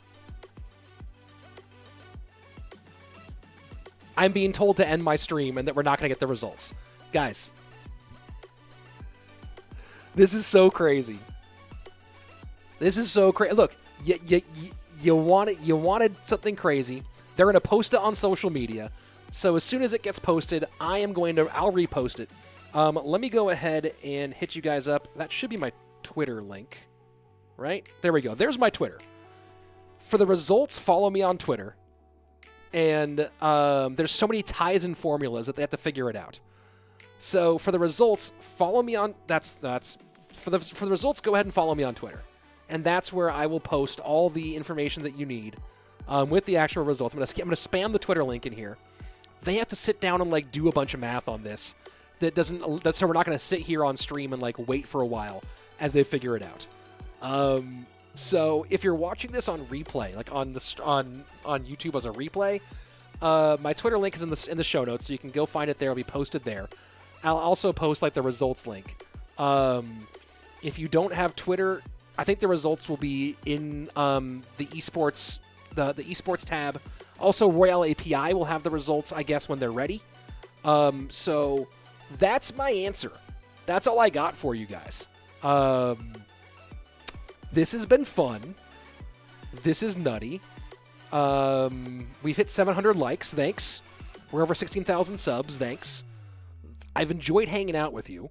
I have to go on the phone call I was supposed to be on. This is the weirdest ending I could possibly imagine.